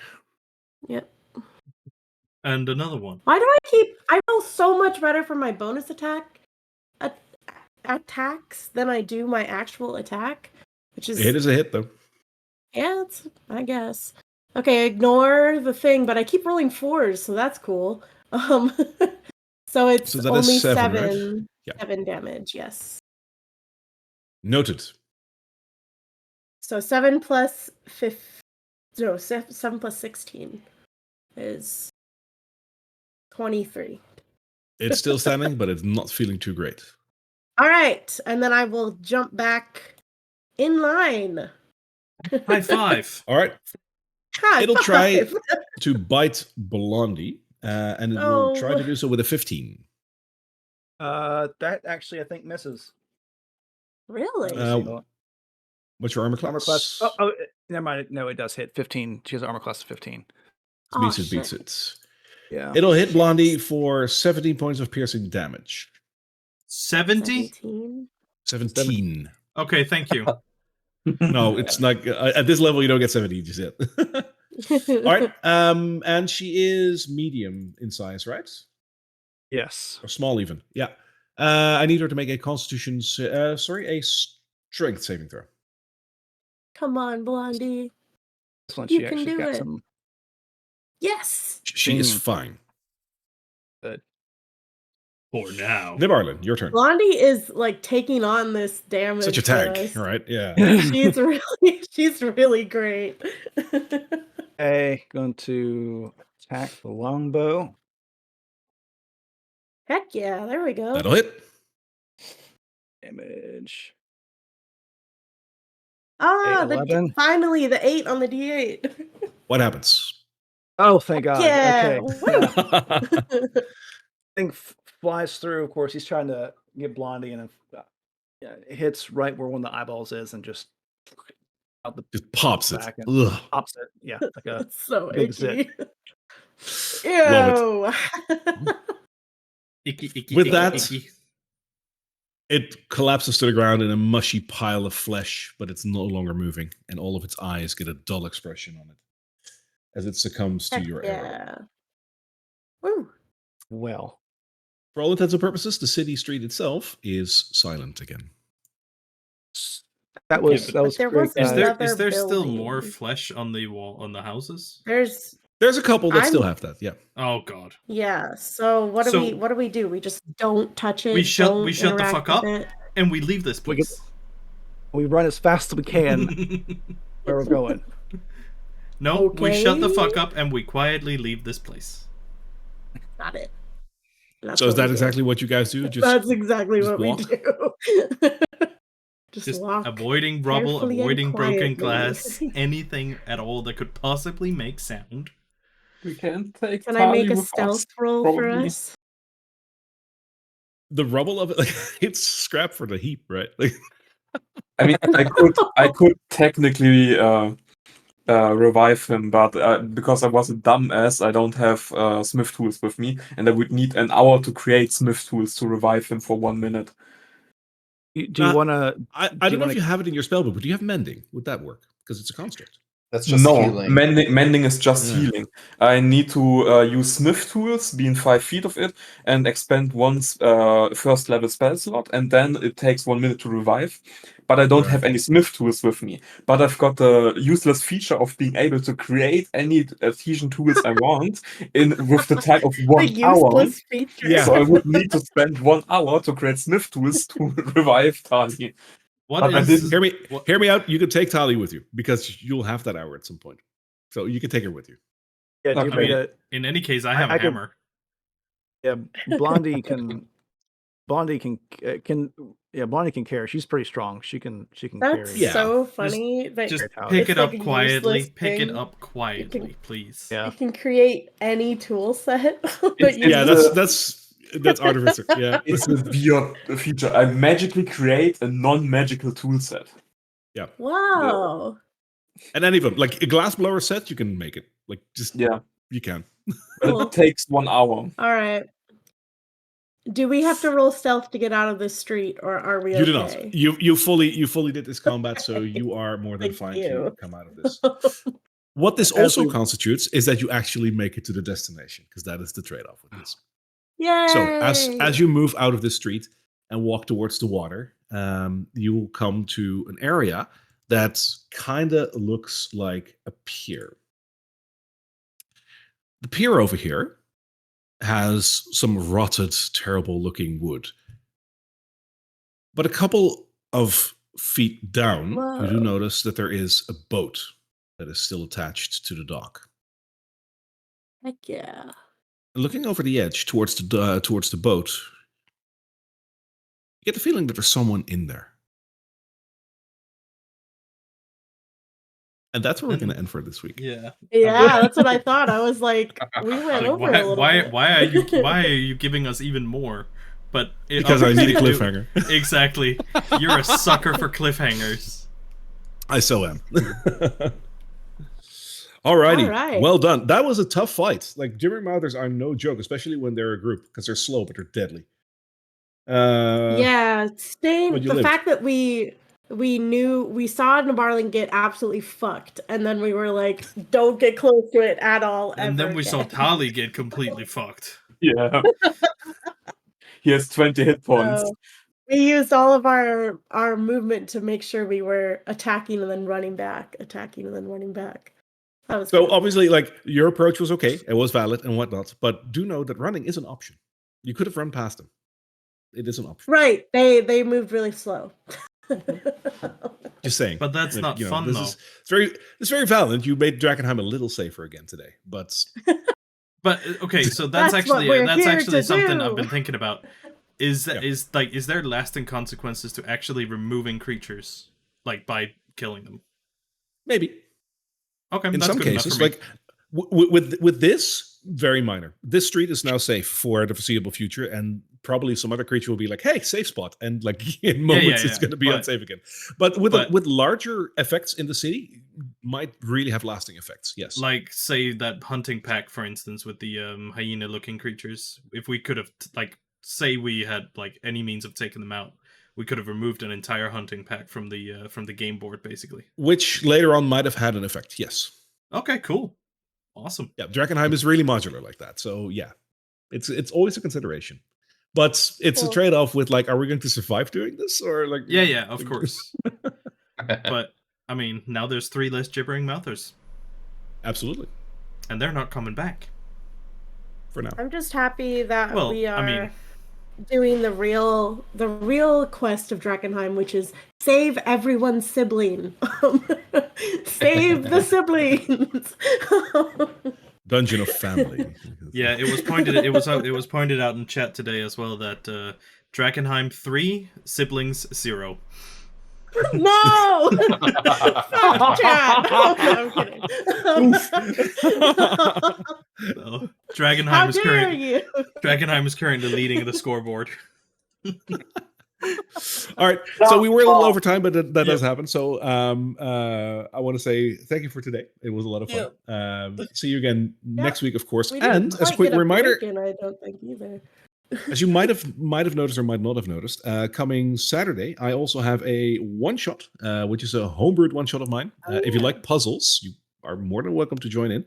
I still have 2 places left open. So I'm just so bad at puzzles. I'm like they're not too terrible. They're fun. They're more oriented towards fun than difficult. They're not puzzles. They're fuzzles. Tim and I are going to play, try to start another campaign with a couple of friends. A small one. Are you? To introduce them just Dragons of Stormwreck Isle at Saturday. So that's bad timing. But yeah. That's fair.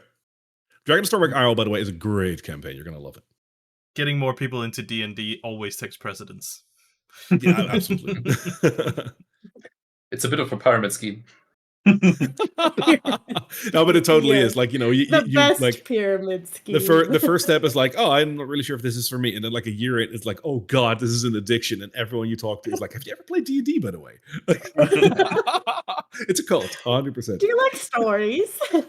I'm currently actually trying to get my parents to watch the Honor Amongst Thieves, because my mom is a huge fan of like Bradley Cooper, and I just threw it in there like, oh, well, he's actually in that movie. So she's like, oh, that's one I haven't seen. I must see it. Yeah, I'll say like as far as D&D goes, my biggest accomplishment still is getting my wife to play, and also the arc that she had, because my wife, like, she loves like fantasy movies and whatnot. Games like these aren't her forte. She's like, nah,